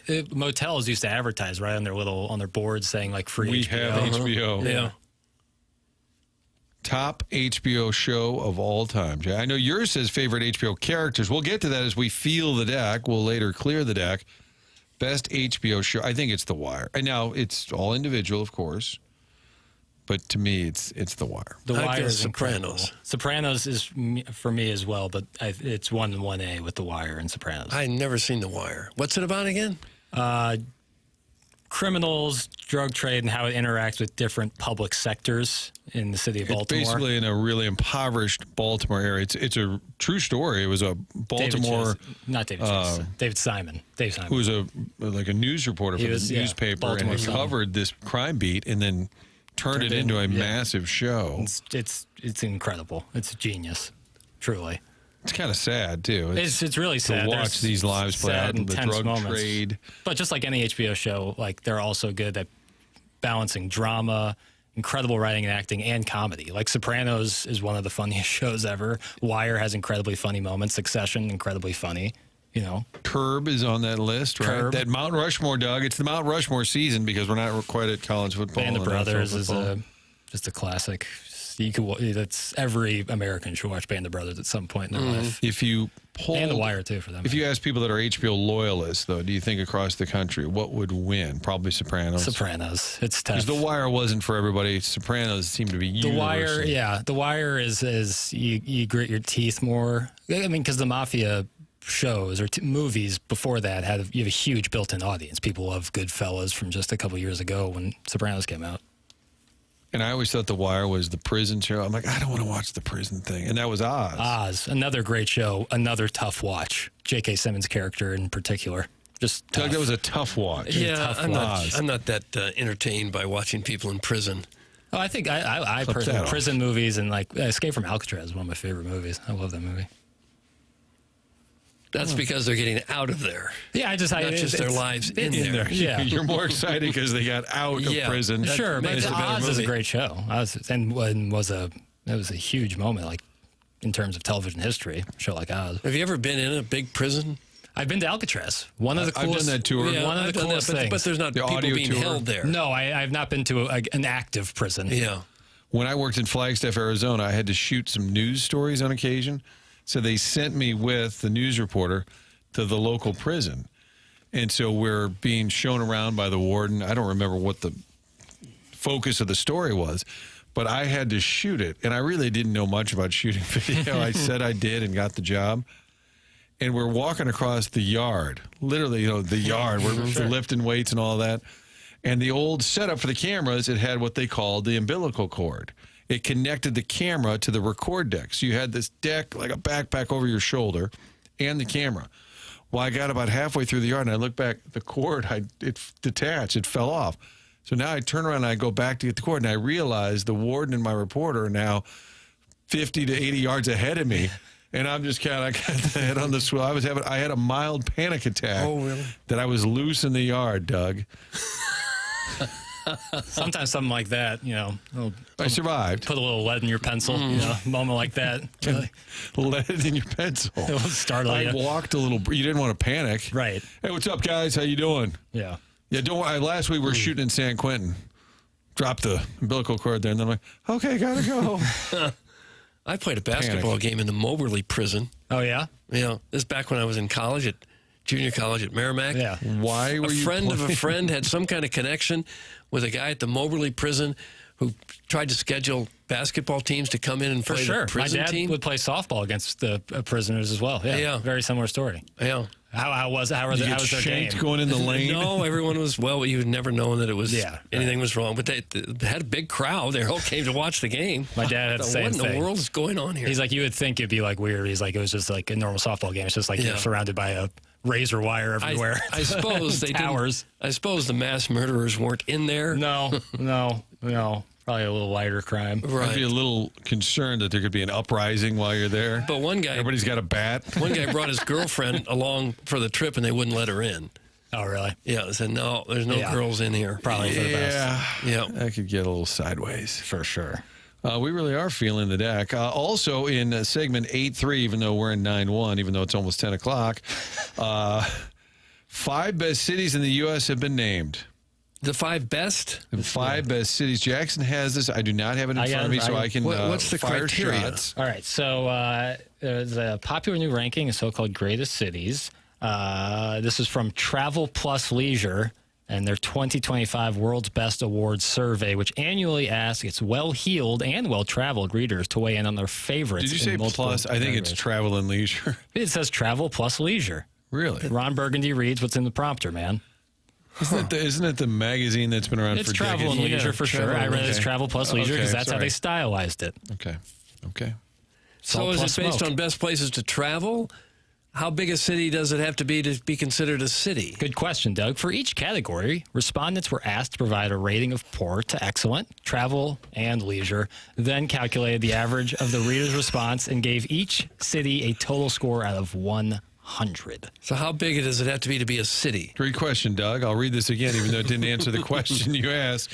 So just looking at the top 5, would you say are they larger cities? Yes, these are. I'm thinking Palm Beach, Florida. You're not going to be able to beat someplace like that, but is it big enough to be considered a big city? I would say 2 of them are what would be considered truly like major cities, and then 3 of them are tweeners. Mid. Okay. Tweeners. Austin, Texas. Not on the list. Nashville. Not on the list. Really? I thought it was going to get cute in there. No. It's like I love Chicago, but I would say it's probably not on a travel. One of these cities is the capital city of the state, if that helps Denver. you. No. Albany. No. No. I don't like the list Denver, already. you Phoenix. said, Phoenix, no, but you're in the right Scottsdale. region, Doug. You're in the right region with that Phoenix for the number 1 Tucson. play. In the wrong state, right region. Albuquerque. Right Santa state. Fe. Santa Fe. Oh, my God. So these are not huge So that's cities. not much of a city. What do you mean? Santa Fe is not much of a city? Well, it's not very big. Gene Hackman died there. It's a great city. It's not very big. I've been there. Santa Fe is really, it's kind of small. It is the capital, but What's it is the population? Small. It's saying 89,000. That can't be right. No, Santa Fe County, 155. Half of them are celebrities. 89, that's about the size of O'Fallon, Missouri. Oh, it's also the highest city, third highest city in America, sitting at an elevation of 7,198 feet. That's just fun. It is fun. So that's your number 1. Santa Fe was number 1. Number 1. Okay, what was the criteria again? 5 best cities in the U.S. have been named, is what I'm reading. Yes. They're asking their readers in a survey. In the Plus magazine. And then they aggregate the scores. How about Newport Beach, California? No, sir. Okay. The southern city, Party City, is number 2. New Orleans. New Orleans is number 2. Oh, for heaven's sake. Doug The list loves is New meaningless. Orleans. New Orleans is trash. Doug loves Dirty, New Orleans. crime-ridden, awful place. New Orleans, you can have it. I'll never do go you back hate the your rest of honor? my life. New Orleans is fun to visit. For about an hour and a half. A sporting event. Yeah. It's laid out well for that. Good eats. I would not want to live there. No, Bless our no. loyal listeners. One of my Anybody least in the favorite 504 listening, we apologize. And bring the Pelicans home. The number 3, this is a very up-and-coming city, not unlike Nashville, but a little east of Nashville. Oh, did you say east of Nashville? But an Charlotte. No. Asheville, North Carolina. That is number 9. Is it really? Yeah, These great. towns are Asheville's too cool. small. Asheville's very cool. I'd like to go to This Asheville. city is not in North Carolina, but South. Oh. Charleston. Yeah, Charleston's yeah, correct. People love Charleston. It's awesome. I've heard good things. Charleston's awesome. Charleston's very cool. Number 4 is a bordering state to our number 3 city, but would not be the first city you think of in that state. What? Is that Georgia? Somewhere in Georgia? Yeah, there you go, Doug. Augusta? No, Augusta's No, not much. probably not. Savannah. Savannah. Yeah. Look There you at the go. bananas. Yeah, got a lot of cobblestone there in Savannah. I've been there. It's Okay. cool. But these towns aren't That's any not at bigger all than what I was Palm Beach. thinking. You're going to have to bring up all your gripes with Travel Plus Okay, Leisure. I will. Plus. If you've ever been leisure. to Newport Beach, California, or Palm Beach, Florida, it's hard to beat these places. I mean, it's just millionaires as far as you can see. Beaches, sun, great weather, clean. Yeah, number 5 you wouldn't get. It's Alexandria, Virginia, right around D.C. area. Nova, as they might say. No, I don't care for your list. And then this might surprise you, Doug, but behind Charleston, South Carolina, Savannah, Georgia, Alexandria, Virginia is Honolulu, Hawaii. Oh. The game in at 6. And then rounding out, Greenville, South Carolina at 7, New York City at 8, Asheville, North Carolina at 9, and then Chicago, Illinois at 10. It must be places to travel. This is travel plus it leisure. should be travel related, clearly. Yeah. Asheville's a place you'd want to visit. If you ever get like a men's journal every year, like top mountain towns to go to. You get a lot of men's journals. Didn't Asheville get hit hard by the hurricane? Yeah, big time, I believe. But I've been there pre-hurricane, and it's a very cool. Yeah, it's a cool town. So is Savannah. I really like Savannah. Friend of the show, Chris Pelican, spent a week in Santa Fe 2 years ago. Good scenery, nothing to do at all. Travel plus leisure. Doesn't know what the blank they're talking about. No, they don't. It was very nice. We were only there for a couple of days. What I remember is it's a little town. There's a lot of artsy stuff, as you would imagine. But we went in to eat breakfast, and everybody, you have to like share tables. Maybe that was just that particular spot. Could be. But you would look around and like kind of, we'll sit with them over there. They seem a little more tidy, clean. I think if you're ranking New Orleans as a number 2 city in America, you haven't been to very many cities. These are the readers of Travel Plus Leisure, T plus L. Magazine. All right. Plus magazine. Well, I think for party weekend, you'd go to New Orleans. So the standard must be just like fun visits. Right. I mean, these people, the listeners ranked it, and then they aggregated it. And you're telling me St. Louis did not make this list? They only go to the top 10, so maybe St. Louis is Probably 11. 11, We'll have to. If Chicago's 10, and we're better than Chicago. We are? I have to drop. Who says we're better than I Chicago? have to drop to Who would prove. say that? Who would say that, Martin? Someone please say something. I wouldn't say we're better than Chicago. That's not fair. I'd say it aggressively, like, hey, we're better than Chicago. That's how I would say it. God bless it. Well, we can't find the drop. Can't find it. I saw the process. Hold on, I got it. No, I got it. Got it. Hey, we're better than Chicago. There it is. Hey, we're better than Chicago. It takes a little luster when I have to take forever yeah, for me to find it. That was painful. Plus, Jackson was typing it in, and the first thing that came up was Charlie saying, "Hey, it's your side piece." That's the first. You typed in CH. How's your slide piece? And instead of it being that was in the Charlie Marlowe section of the it. Charlie folder, which is runneth over. Yeah, I would say. We'll take your drops. We'll take your plus thoughts, your travel thoughts. What are the top 5 big cities?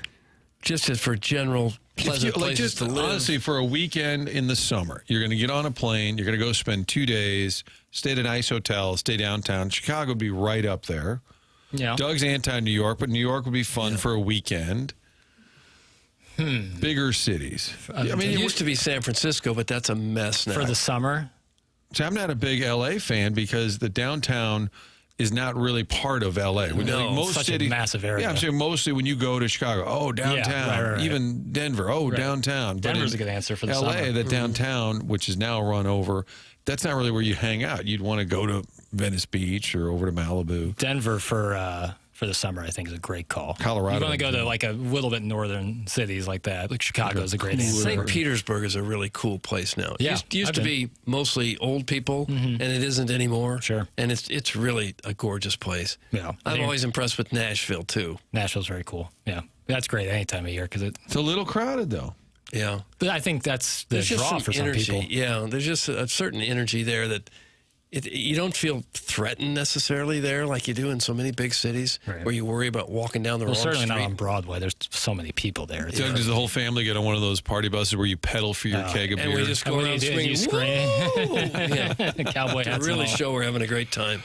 That was Feeling the Deck, brought to you by Jackson Burkett here on The Morning After, which is presented by Brown and Crouppen, right here on 101 ESPN.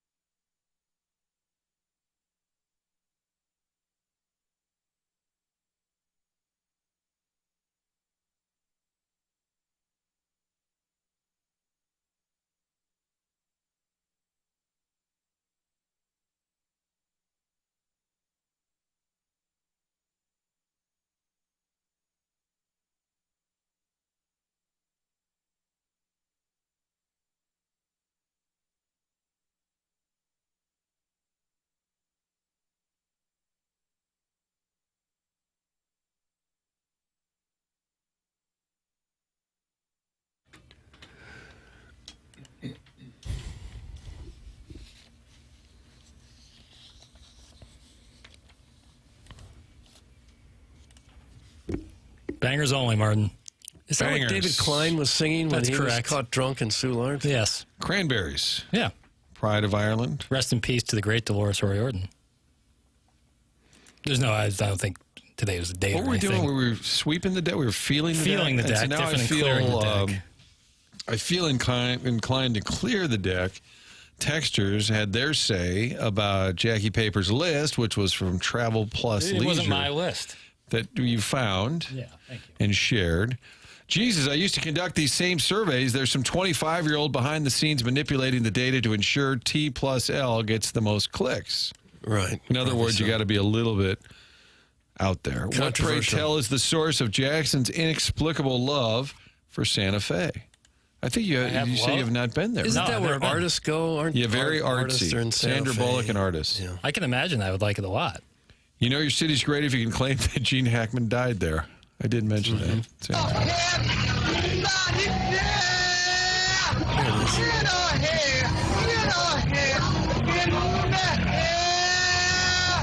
That's just a really skilled vocalist is what it is.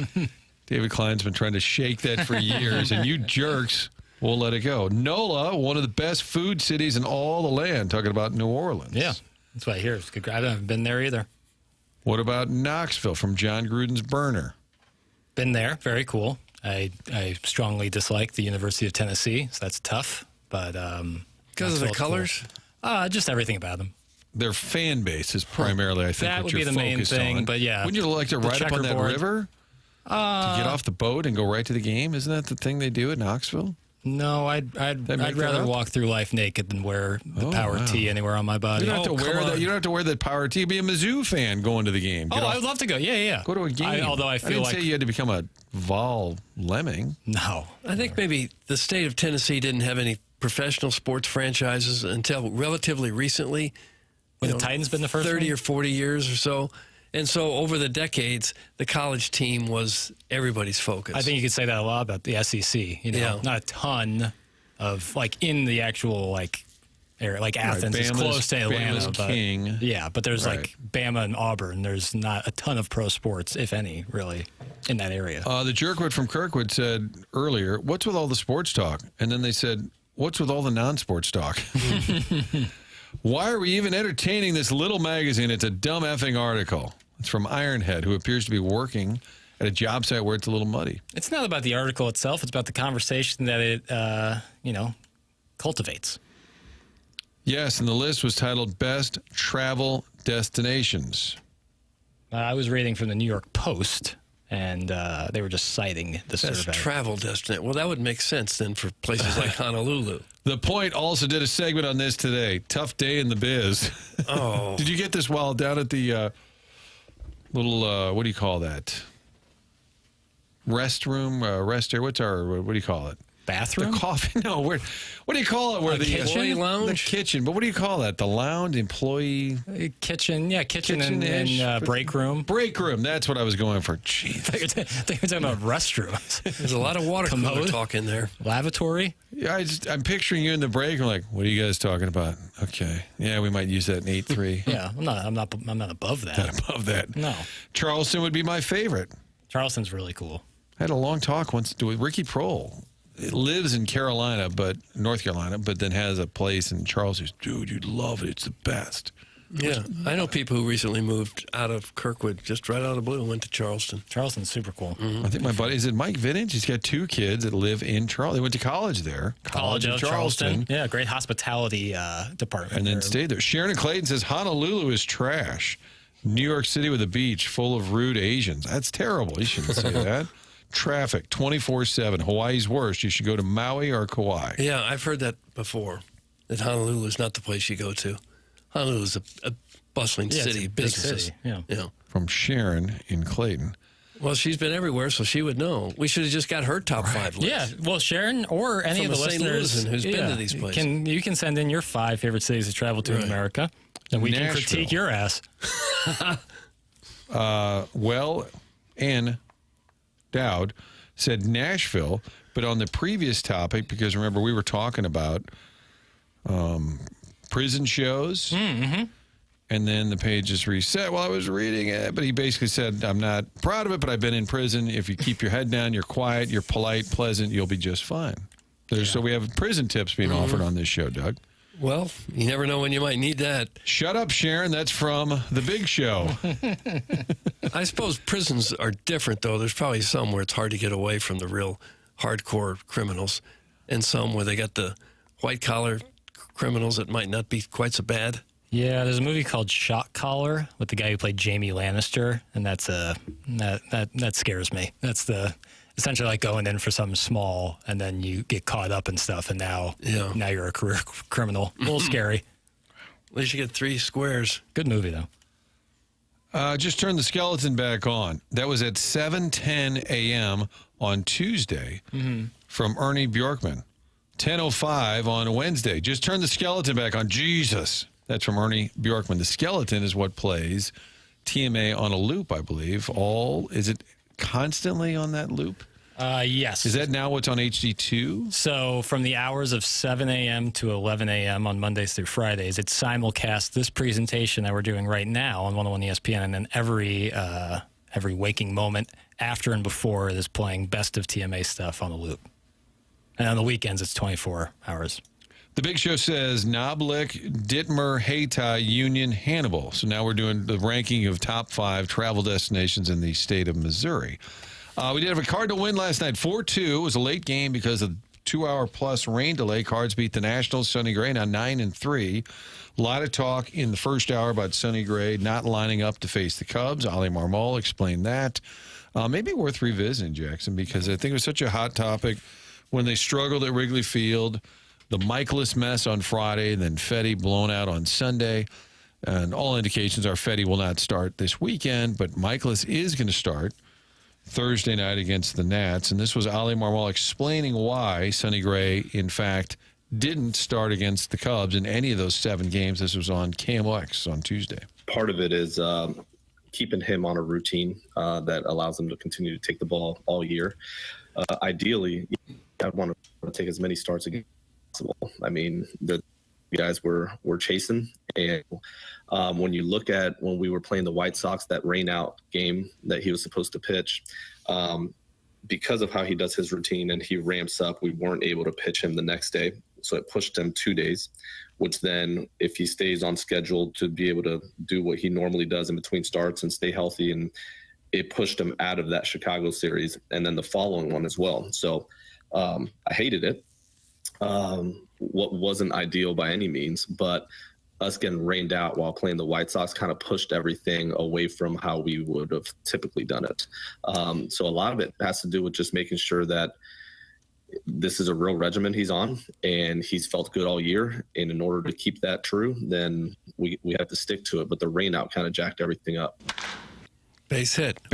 So Wainwright seemed to indicate, too, he thought that he should have taken the ball and pitched in one of those Cub games. Did he not? He didn't call him out. He said, yeah, I kind of wanted to see him pitch against the Cubs as well. So you had 7 games over a week and a half against the first-place team. Sonny Gray, your top pitcher, did not start any of those games. And what Oli was walking you through was that White Sox series on Wednesday, June 18th, a couple of weeks ago, when he was supposed to pitch. They got rained out. Next day, they had a doubleheader. We all sort of assume, Sonny will pitch one of those since he didn't have to pitch Wednesday. But because of his intense regiment getting ready for that start, they bumped him back to Saturday, June 21st. My question then was, why didn't he pitch 5 days later, Doug, every 5th day? Is that not the expression we use about pitchers? Yeah. Every 5th day. So June 26th was a game against the Chicago Cubs. Andre Pallante started. You could have used Gray there, unless there's something I don't know. It was Pallante's, quote, turn. But if you had done that, then Gray would have pitched against the Cubs at Busch Stadium on the 26th. He would have pitched in Pittsburgh July 1st. His next start would have been Sunday night, July 6th at Wrigley Field. That's the part I don't understand. Yeah, since it doesn't make any sense, I hope there's some reason that we don't know about, that, something personal happened or he's got some injury that needs a certain amount of rest. I don't know, maybe we're making excuses for him. I don't know. But it does seem odd that the pitcher gets to tell the manager when he's going to pitch and when he's not going to pitch. Yeah. I understood the first part of it, that whole White Sox thing, and him telling you, I can't go for a day or two, and you're like, well, okay. Right. But then it all would have lined up after that, still would have lined up to face and both times it would have been the series finale against the Cubs, the 4-gamer at Busch, and then the night game at Wrigley on Sunday night. Nonetheless, they get the win last night. They're 14-4 when Sonny Gray starts. I think the stat with Fetty and Michaelis, they're like 10 games under. So you think about that. That's a dramatic swing. Huge, yeah. You basically have a 1 and a 2, let's just say. Sonny Gray's a 1, Liberatore's a 2. Palante's kind of a 4 as you slot your starting pitchers. You don't really have a 3. Yeah. I guess Palante at his best could be a 3. And Michaelis and Fetty are not, at this point, even 5s. That's the problem. Right. As you break down that rotation. Do you think you could use a Newt Barr or Burleson as trade bait to get? I think you say to pitch. No. And Burley, I think, is his ERA 0? I think so, yeah. Yeah, same with Hampson. He got through him. Didn't you ask Burley if he wanted to pitch? And he said no. No. He gave you the Francesa. No, I'm not saying pitch Burleson or Newt Barr. Didn't you ask him, though? And he said no? Yeah, if he wanted to, because he was a good pitcher in college. Right. I just wonder if one of those two guys could possibly be trade bait for a number 3 guy in a rotation. Would they bring back that much? I'm not sure they would. That's what I hate about the whole buyers-sellers thing, because what are you selling? Right. And who's buying? Yeah, someone who you're really high on. I'm not saying you'd want to trade those two. I'm saying those are two that you could trade and have a replacement, and their contracts aren't restrictive to other teams, and yet they would still have some value, obviously, on the market. I think that's the question: is what could you get in return? Yeah. Yeah, I don't know how many teams would give you a top flight pitcher for guys, if we're being honest, average outfielders. Right. Depends on who would be doing the trade and what their desperation level is. Yeah. Injuries pop up. There could be a couple starters who get injured or a couple outfielders who get injured, and that changes things dramatically. Put some peppy in it. Time to tap into Matz into the rotation. And I think they've talked about, then you lose him as a bullpen piece, but also I heard Oli say, well, these guys, you can't just make them starters. You got to stretch them out. Takes a little time. But what we've talked about is the piggyback start. Love a piggyback, Doug. I also love Design Air, Doug, and you know a lot about Design Air, don't you? Yeah, they don't piggyback on anybody. They do it themselves. Absolutely. They don't need to piggyback on some other heating and cooling company because Design Air has been around since 1904. I think they've got things well under control, more than a century of keeping homes comfortable and customers happy, whether it's your air conditioner that needs work this time of year or your furnace in the wintertime. They're not just another HVAC company. They are the longest-running sponsor on TMA, and that loyalty says a lot. Seth Goldkamp is the guy in charge, name you can trust, leading a team that truly values integrity. At Design Air, they believe in honest work. You will never be sold something that you don't need. Whether you're dealing with the St. Louis cold or the summer heat, they have got your back with dependable service and no-pressure solutions. I think all of us here on the dais have used Design Air. We can tell you these are top-notch people, and they do fantastic work for your HVAC system. Visit designairservice.com. Schedule your service today. Design Air Comfort you can count on since 1904 and home of the handsome repairman. Here's a reasonable take that agrees with what's going on with the Cardinals. In this day and age of the pitcher, injuries are coming fast and furious. You almost have to listen to the pitcher. Let them dictate when they can go, especially if that pitcher is as valuable and as expensive to your team as Sonny Gray is. In other words, if you say, just get out there, son, and then they're injured. Oh, certainly. If they're injured, you're not going to put them out there. But if you're on full rest and you're not injured, just because he doesn't want to pitch a certain day, and we don't know that that's the case, yeah, if you're injured, then all bets are off. Burley would have been attractive to other teams, always been an advanced metrics golden boy. He's shown the ability to play some good outfield and good first base. I don't think they want to trade him. No, I don't think they want to at all. No, but I think I'm saying if you're talking about somebody that you could potentially replace, hopefully with a Jordan Walker someday, or with some of the other first-round picks you've picked in the last couple of years that are outfielders, that could be a guy. And you got Hampson sitting there who needs it bad. Hampson. Maybe they want great pitching against cupcake teams just to up the trade value. Wouldn't that be interesting? Except he doesn't want to get traded at last check. Yeah. I don't know if he's been asked of late. No, I don't think that. Every team in the major leagues knows who Sonny Gray is, regardless of who he's getting the wins against. The game he threw against Cleveland, the 89 pitch complete game shutout with one hit. I mean, that, If you were ever wondering, like, boy, does Sonny Gray still have it? Yeah, right there. It was like, yeah, it's one of the best pitching performances of any season that most pitchers ever have. Jim Edmonds' tractor mechanic has weighed in. I didn't know Jim had a tractor mechanic because I didn't know the tractor was actually getting used. You think he's working on it himself? It's for show. I just think the tractor sits there a lot. Aesthetic purposes. This is as easy as it comes. Sonny ducked the Cubs twice. His last 3 starts were against the Guardians, Pirates, and Nationals. They're saying that he didn't want to face the Cubs. I don't think that's true. My dad texted him what I think is a important point that the Cardinals have been doing. Call in, big man. Pitching on the 6th day this year, and with that's with the open days, and when they don't have the off days, they bring in that 6th starter, hence the 6-man rotation that they've talked about. And that's part of why Sonny didn't face. That is, they inserted McGreevy into that Cubs series. Right. I would argue, yes, okay, and maybe they're saying we're married to it, but they do the 6th day, as mentioned, every once in a while. He had the 9-day gap. Yeah, right. And then after that, I'm saying, can we use you on 5 days rest for your next 3 starts? Is that a reasonable request? And apparently not. Text line is brought to you by Air Comfort Service. 399-9646. And by the way, I mentioned Jim Edmonds, tractor mechanic. You can put in a name if you wish. Yeah, absolutely. Get a lot of folks today, the 314, the 573, the 217. Get a name in there. If you want a name for your text coming in, you can get that done this week only. It's always at the beginning of the month. Jackson's extended it from last week into this.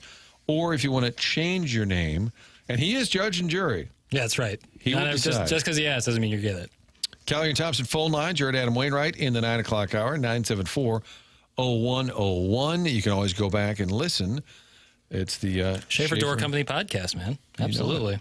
Michelob Ultra has the YouTube chat. We've got cameras up here brought to you by Air Alliance. The Stiefel dossier has our clearing the deck, feeling the deck, scrubbing the deck. People are suggesting other names for it. All together, you have what is known as the Morning After on 101 ESPN.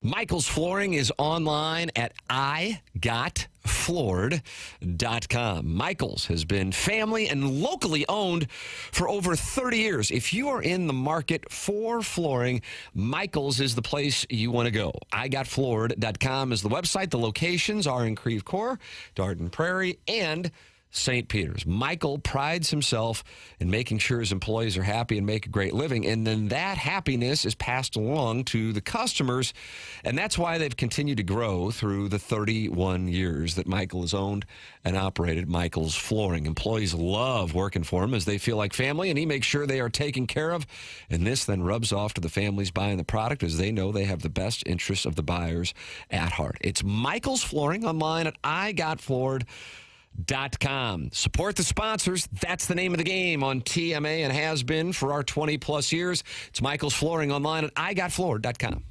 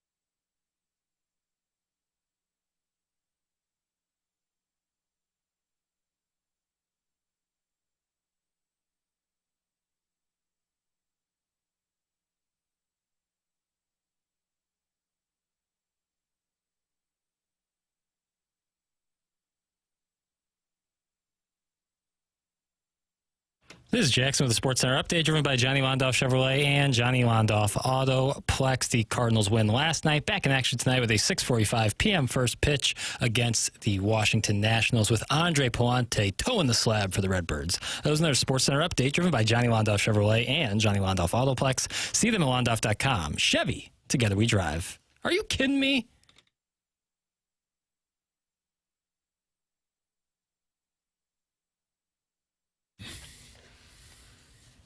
Bangers. Jackie, can you please confirm whether or not my name has been changed to Healthy Scratch? Looks like they don't have a name in there. Here's your chance, Healthy Scratch. Jackson, can you please list my name as Spaghetti Jones? That's from the 314. Sure. Jackson, big fan. How about that? Sucking up will get you further than you think. Hi, Jackson, big fan. Update my name, please, to Uncle Brendy. And look at that. Immediately, it's been changed to Uncle Brendy. So another request. Did he go to the front of the line when he said big fan? Maybe. Another request to have my text name to be Doug's Bunion Blister, because I think Doug's Bunions is already taken. You don't get blisters with bunions. It's just like the shape of your feet get a little messed up, right? Right. I guess the tendon maybe gets stretched too far. It's a little crooked. Becomes inflamed. Yeah. Hey, guys, long-time listener. I wouldn't say I love the show, but I like the show. I think that's fair. I've texted in a few times. I would like my name to be Tommy Boy. Sure. From the 636. Who would want their name to be Healthy Scratch? Isn't that the last thing you'd want to be is a healthy scratch? It's like the coach says, so how you feeling? Good, I'm great. Take a seat. Yeah, you're healthy? Okay. We were just debating if athletes, some of them just don't want to get out there. I say, what are you known for? Being a healthy scratch. Yeah. A longtime listener wouldn't say I love the show, but I like the show. I kind of like that honesty. I'm being censored by Martin. That's from Quamain Vayukas IV, who should have enjoyed Dr. Shavitz last night because we got into a little Billiken basketball talk. I think that segment is posted at fox2now.com. Why is Doug white knighting for Clemens so hard? That's a previous... White knighting. That's a previous... And so Quamain knows you were not... being censored at all. Nobody's being censored on this show. But if you text in Jackson big fan, you jump to the front of the line. The real mystery of this show is there's very few guests, although people say way too many, like one every 3 hours. And there's very little content, Doug. But yet we're always behind. Right. It's unbelievable. And with that, we need to take a break. But first, a word from Tim. That's 100 West Dental, located on Manchester in Baldwin. No phone call is needed to get in. You can just go to 100westdental.com, check the calendar online for availability, and then you book right then and there with a very procedure-specific approach to dentistry. No dental insurance, no problem. The membership plan aids in the cost of dental work for those who do not have dental insurance. They have a big offer going on that if you mention my name, you get $1,000 off Invisalign at 100 West Dental. Just go to 100westdental.com. On the fence about Invisalign, they have a digital scanner that can show you a simulation of what it'll look like before you even go through with it. It's 100 West Dental online at 100westdental.com. And fire off those emails. The Design Air email of the day coming your way at the end of this hour. The morning after at InsideSTL.com. You're listening to TMA, brought to you by Brown and Crouppen.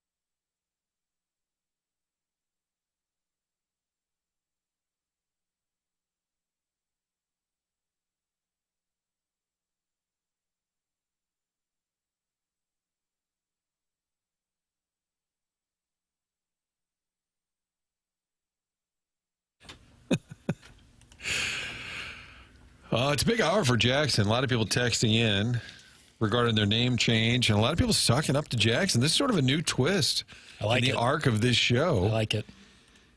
Let's see. I even looked at the text line a little. Jackson, you're almost as cute as Tim. Please change my name to Doug's Giblets. Giblets or giblets? It's with a G. I don't know. Well, that's the liver and gizzard, right? And the heart, the neck. You ever had a corn niblet? Is that just a piece of corn? I think it's like the kernels, like a corn off the cob kind of situation. Some niblets. But Jackson, you're a gentleman and a scholar. I love your D-bag takes on movies. Thank you. Go. So there's a compliment. And no name change request. That was just like a random shout out. Nice. This is a big hour for you. Yeah. Oh gosh, you guys are all just great. Keep up the fantastic work and stay peachy. That's from Dan, who's big and blonde. Jackie Papers, thanks for always running a tight board. Can you confirm that my name change is Doug Swollen Infield Nuts? No. Well, one name we're not going to change is Collier and Thompson because it's been around since the 1950s. Wouldn't want to change that. They are very proud of that name and the reputation they've built over the years. 165 plus years of experience for all of the employees there. Bob Strati and Carolyn Beard are the owners. Have been around at that place for more than 20 years now apiece. They just know how to get it done for you. If you lived in the same home for 10, 15 years or more, never maybe completed a home remodel, it's time for an interior home remodeling job. Don't make the mistake many others have made. Let Collier and Thompson do it the right way. The first time, you'll have a kitchen, a new bathroom, a man cave, a basement, many other remodels that will last a lifetime. These are the people that do it right the first time. They've got carpenters and subcontractors that have been around a long time. They know what they're doing. Best in town at what they do. And it's a place you can trust. It's hard to know who you can trust to be in your home, who's going to be there to back up their work. Collier & Thompson stands behind every job that they do. During the process, they are always available for you. Here's a customer review right now. It's from, Mark M. All construction completed on time. Workers were extremely friendly, cleaned up and vacuumed every day they were here. Overall, very good experience. Owner came out at the final inspection, noticed a little nick on the door, and ordered a new one right there on the spot. Extremely friendly people, great customer service, and very much attention to detail. That's what you can expect from Collier & Thompson. That's what they've been serving out since the 1950s. Collier & Thompson is on Manchester and Baldwin, next to Uncle Bill's Pancake House. Come home to quality online at collierandthompson.com. Justin here, longtime listener, texter. I want to be known for my initials. That's JAM. That'd be Jam. Please and thank you. You all rock. You should see the back and forth going on with Jackson. Some of these people, you're pure class. Then he sends them a note and they go, see, told you, pure class. Fluffing the deck? No, we didn't do that. We cleared the deck. We cleared the deck. When I say that, are you like people and you gentlemen here? Are you imagining like a ship? I am. And getting rid. I always thought of it as like the deck slideshow. Like in blackjack, how you don't go to the table until I guess they call it a shoe until the shoe is out. That's why I think of like clearing the deck. I don't like that word for cards. A shoe. Well, because it's more than one deck. I think. So why would that make it a shoe? I think the actual apparatus is called the shoe. I know, but why? Why? Damn it, why? Well, once you understand, like, all words are made up, and it's easier to accept things. Yeah, but the shoe's that word has been around for hundreds of years. It should have a purpose to it. Yeah. We shouldn't just call anything a shoe. Do you have a shoe horn, by the way? I used to. I don't anymore. With the long stick on it, too, because you couldn't possibly reach all the way. I kind of love them. A shoehorn? Because I give myself a flat tire when I put my shoes on because I don't untie my shoes afterwards. I give myself a flat tire. That means the back of it's flat? When you were a kid, when I was a kid, we call it giving a flat tire. You step on someone's back their heel and we call it giving them a flat tire. Oh, okay. It got the name shoe because the earliest version resembled a woman's high heel, Doug. Oh, that makes sense. Great call, Chairman. Then it should be called, here's the next heel. The heel's not bad. Shoe heel. Mm-hmm. Someone said Doug's a grumpy queen today. How was that different from every other day? Right. Well, I think you're great, Doug. I don't think this is a sports program or a nonsense show. It seems to be just a barrage of ad reads interrupted by Martin vamping. I love the term vamping. Also, my new name, I'd like it to be the Caseyville Cracker Barrel Dumpster. Okay. It's a little specific. All right. Are we in 10-1 or 10-2? Yeah, 10-1. So we're in 10-1. So we got to still manage the clock a little better. I blame Jackson. It's on me. Even though he's a delight. Thank you. I'd like to be named Holiday's ear moth. Is that one taken? Shameless plug. Matt Holliday tonight on the 2 Fox, 10:30, talking about Jackson Holliday in the big leagues now. Ethan Holliday about to get drafted. The fact that Matt actually went in the 7th round. They thought he was going to play college football. But he said it was still kind of hurtful. He said he sat around all day. He said it wasn't televised. He said I just kept waiting for the phone to ring. It's in 1998, prior to all the social media. And he said it actually was kind of a sad day. Think about that. You're Matt Holliday, ended up being a borderline Hall of Fame player. Yeah. And on draft day, nobody calls. It still bothered Pujols deep into his career that he was picked in the 13th round. I think that's an indication that you just don't know about kids that age. Some that are 17 and 18 grow a couple inches and put on 30 pounds of muscle, and some don't. Some don't ever get better physically, and some get a whole lot better. And it's hard to know, even for people that do it for a living and study it. Because just looking at Matt Holliday, he looks like he'd hit the ball 450 feet every time he swung the bat. So I think they thought he'd play college football, but still, I think he said he'd heard from some teams, then they didn't call. Nonetheless, Jackson says he runs a tight board. Late for a break here. It is the morning after on 101 ESPN.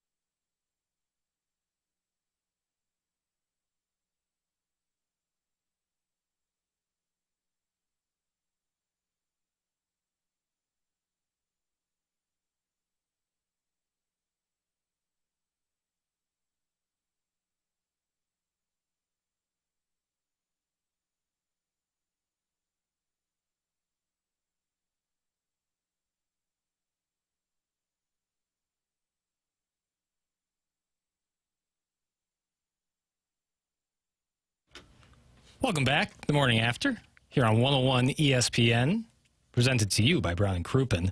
Martin had to jet to tend to something. He's all good. Don't worry.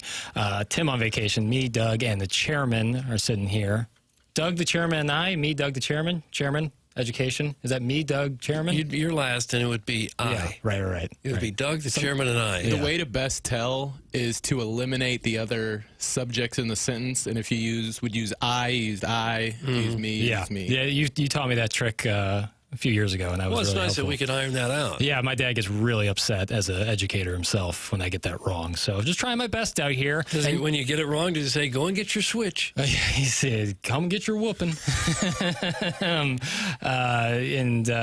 For our Design Air Heating and Cooling email today, we are giving away some tickets to Major League Pickleball. 101 ESPN has your shot to score a pair of 4-day passes for Major League Pickleball, sponsored by Stella Artois, next Thursday, July 17th through next Sunday, July 20th, and that's at Chaffetz Arena. It's hosted by the St. Louis Shock. This event will be the largest indoor pro pickleball event ever. 101 listeners can also get a special discount on single-day and 4-day tickets by using the code WXOS. You can find out all the details and the bonus chance to win free tickets for Major League Pickleball at 101ESPN.com or on your 101 mobile app. We'll be giving those tickets away for the Design Air Heating and Cooling email today, which will be on the other side of the commercial break.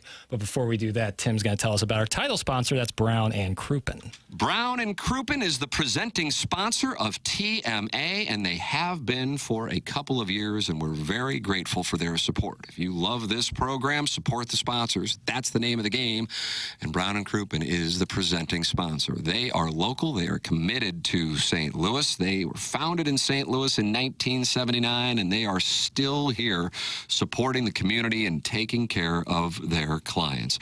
Brown and Crouppen knows that if you are in need of a personal injury attorney, you're going to want somebody who knows the local area and the local legal environment. That's what they specialize in. It's Brown and Crouppen, committed to the St. Louis area, having just recently built brand new offices on the Hill. The number is 314-222-2222, or you can go online at brownandcrouppen.com. That's Brown and Crouppen, presenting sponsor of TMA. Remember, the choice of an attorney is an important decision and should not be based solely on advertisements.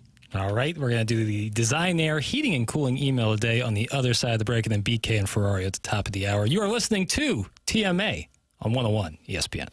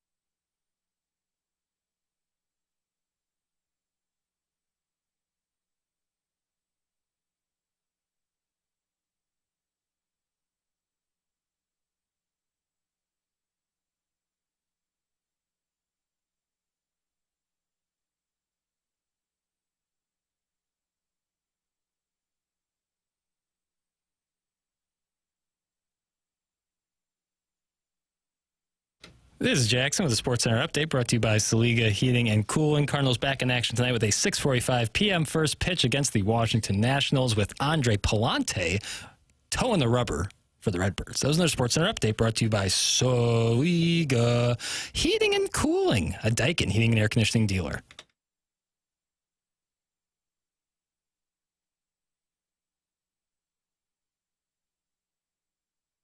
Welcome back, folks.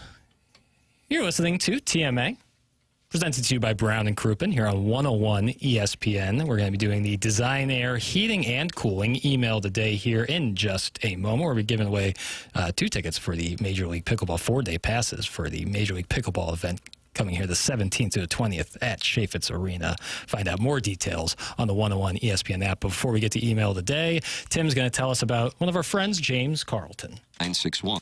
James Carlton, one moment. Tim's going to tell us about James Carlton. Okay, I'd love to hear it. Go ahead, Tim. James Carlton of the Carlton State Farm Insurance Agency has 425 5-star reviews when you type his name in Google. That's James Carlton, State Farm Insurance Agency in Webster Groves. They are local, and you call 314-961-4800 during business hours. You are going to talk to a live person with James Carlton's team. You are not talking at a call center. You are not talking to somebody who doesn't know you or your family's policy. How important is that? How nice is that? How old school is that? That's the customer service that separates James Carlton from the rest. And in addition, James Carlton has saved TMA listeners thousands and thousands of dollars over the years. It's James Carlton of the Carlton State Farm Insurance Agency in Webster Groves, online at carltoninsurance.net or by calling 314-961-4800. All right, Doug, it is time for the Design Air Heating and Cooling email today. All right, I'm ready for it. Hey, TMA B team. I would like to apologize for my text the past 2 days if I have made a clerical error in my math on your record being 0 for 6,241. I did some quote-unquote Doug-type math and considered 24 years of service, and that's where I came up with my number. So I am sorry. Wait, not really, but glad to hear my text get read on the show this morning. Honestly, though, you guys win my heart every day as I subject myself to your nonsense habitually. Martin, you always make me chuckle when you pull off a snipe from the show snippet of the show from the 2 Fox in the evening. My family looks at me like I'm crazy, confused at what would be so funny. Who understands this show anyway? To conclude, I do miss Tim. Why would he pull a Doug vacation when we need him the most? After all, hand it to the little guy because he can't reach it. That's just not fair. Later, boys. That's Fastlane U, Phil of the 618. Phil of the 618. Today's show. 1 hour slap and tickle with Whispering Martin, like he read somewhere not to talk with a loud voice on AM radio. 1 hour faking excitement about a Cards team we all know can't go anywhere in the playoffs with this currently constructed pitching staff. 1 hour of outdated drops and not even good oldies, Jackson. 1 hour Waino interview so you could all take a nap. Thanks, Doug. Your thick hairline is carrying the show. And barely 9 minutes and 42 seconds of Tim's voice. I'm not going to make it. Patiently waiting. Have a good day, boys. That's from the Salty Bald Dad, Brittany. Salty Bald Dad, Brittany. Hello, all. Firstly, we must talk about the worst blown call of all time. Here I was writing an email, not for myself, but for the people. The robbery occurred, was blatant, and the win went to someone like the Minnesota Twins in the AL Central. Some crap team has to make it just like a summary of yesterday's meaningless show gets the dub.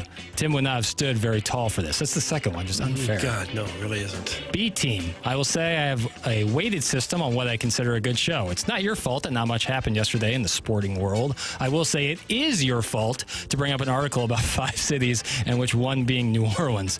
New Orleans is straight up Festus Fats that just are straight up transplants. I'm sure you could even find one blind man who calls into the same show asking about the email that's repeated so many times. Like the Cards, I'm going to give you a B-.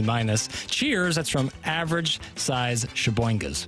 Average Size Shaboingas. Doug, that's what we have for the Design Air Heating and Cooling email today. Gosh. Someone has to win? Yeah. Yes. Someone gets to win. Okay, just because I kind of like his name, I'm going to go with average size Sheboygas. Chairman? Yeah, they were all terrible. I was going to vote the same way as Doug, but to make it interesting, I'll go with the Phil guy. Yeah, I like the 618. Fastlane you, Phil of the 618. Lucas. You have won Design Air Heating and Cooling Email of the Day and the Major League Pickleball tickets. Okay. That's going to do it for us today, Doug. Another quality program in the books. We'll be back tomorrow, same crew, talking it over. Cardinal game tonight. That'll be tomorrow on 101 ESPN. BK and Ferrario coming up at the top of the hour. For Doug Vaughn, for Chairman Kurt, for Martin Kilcoyne, for Tim on vacation. I'm Action Jackson. You've been listening to TMA on 101 ESPN.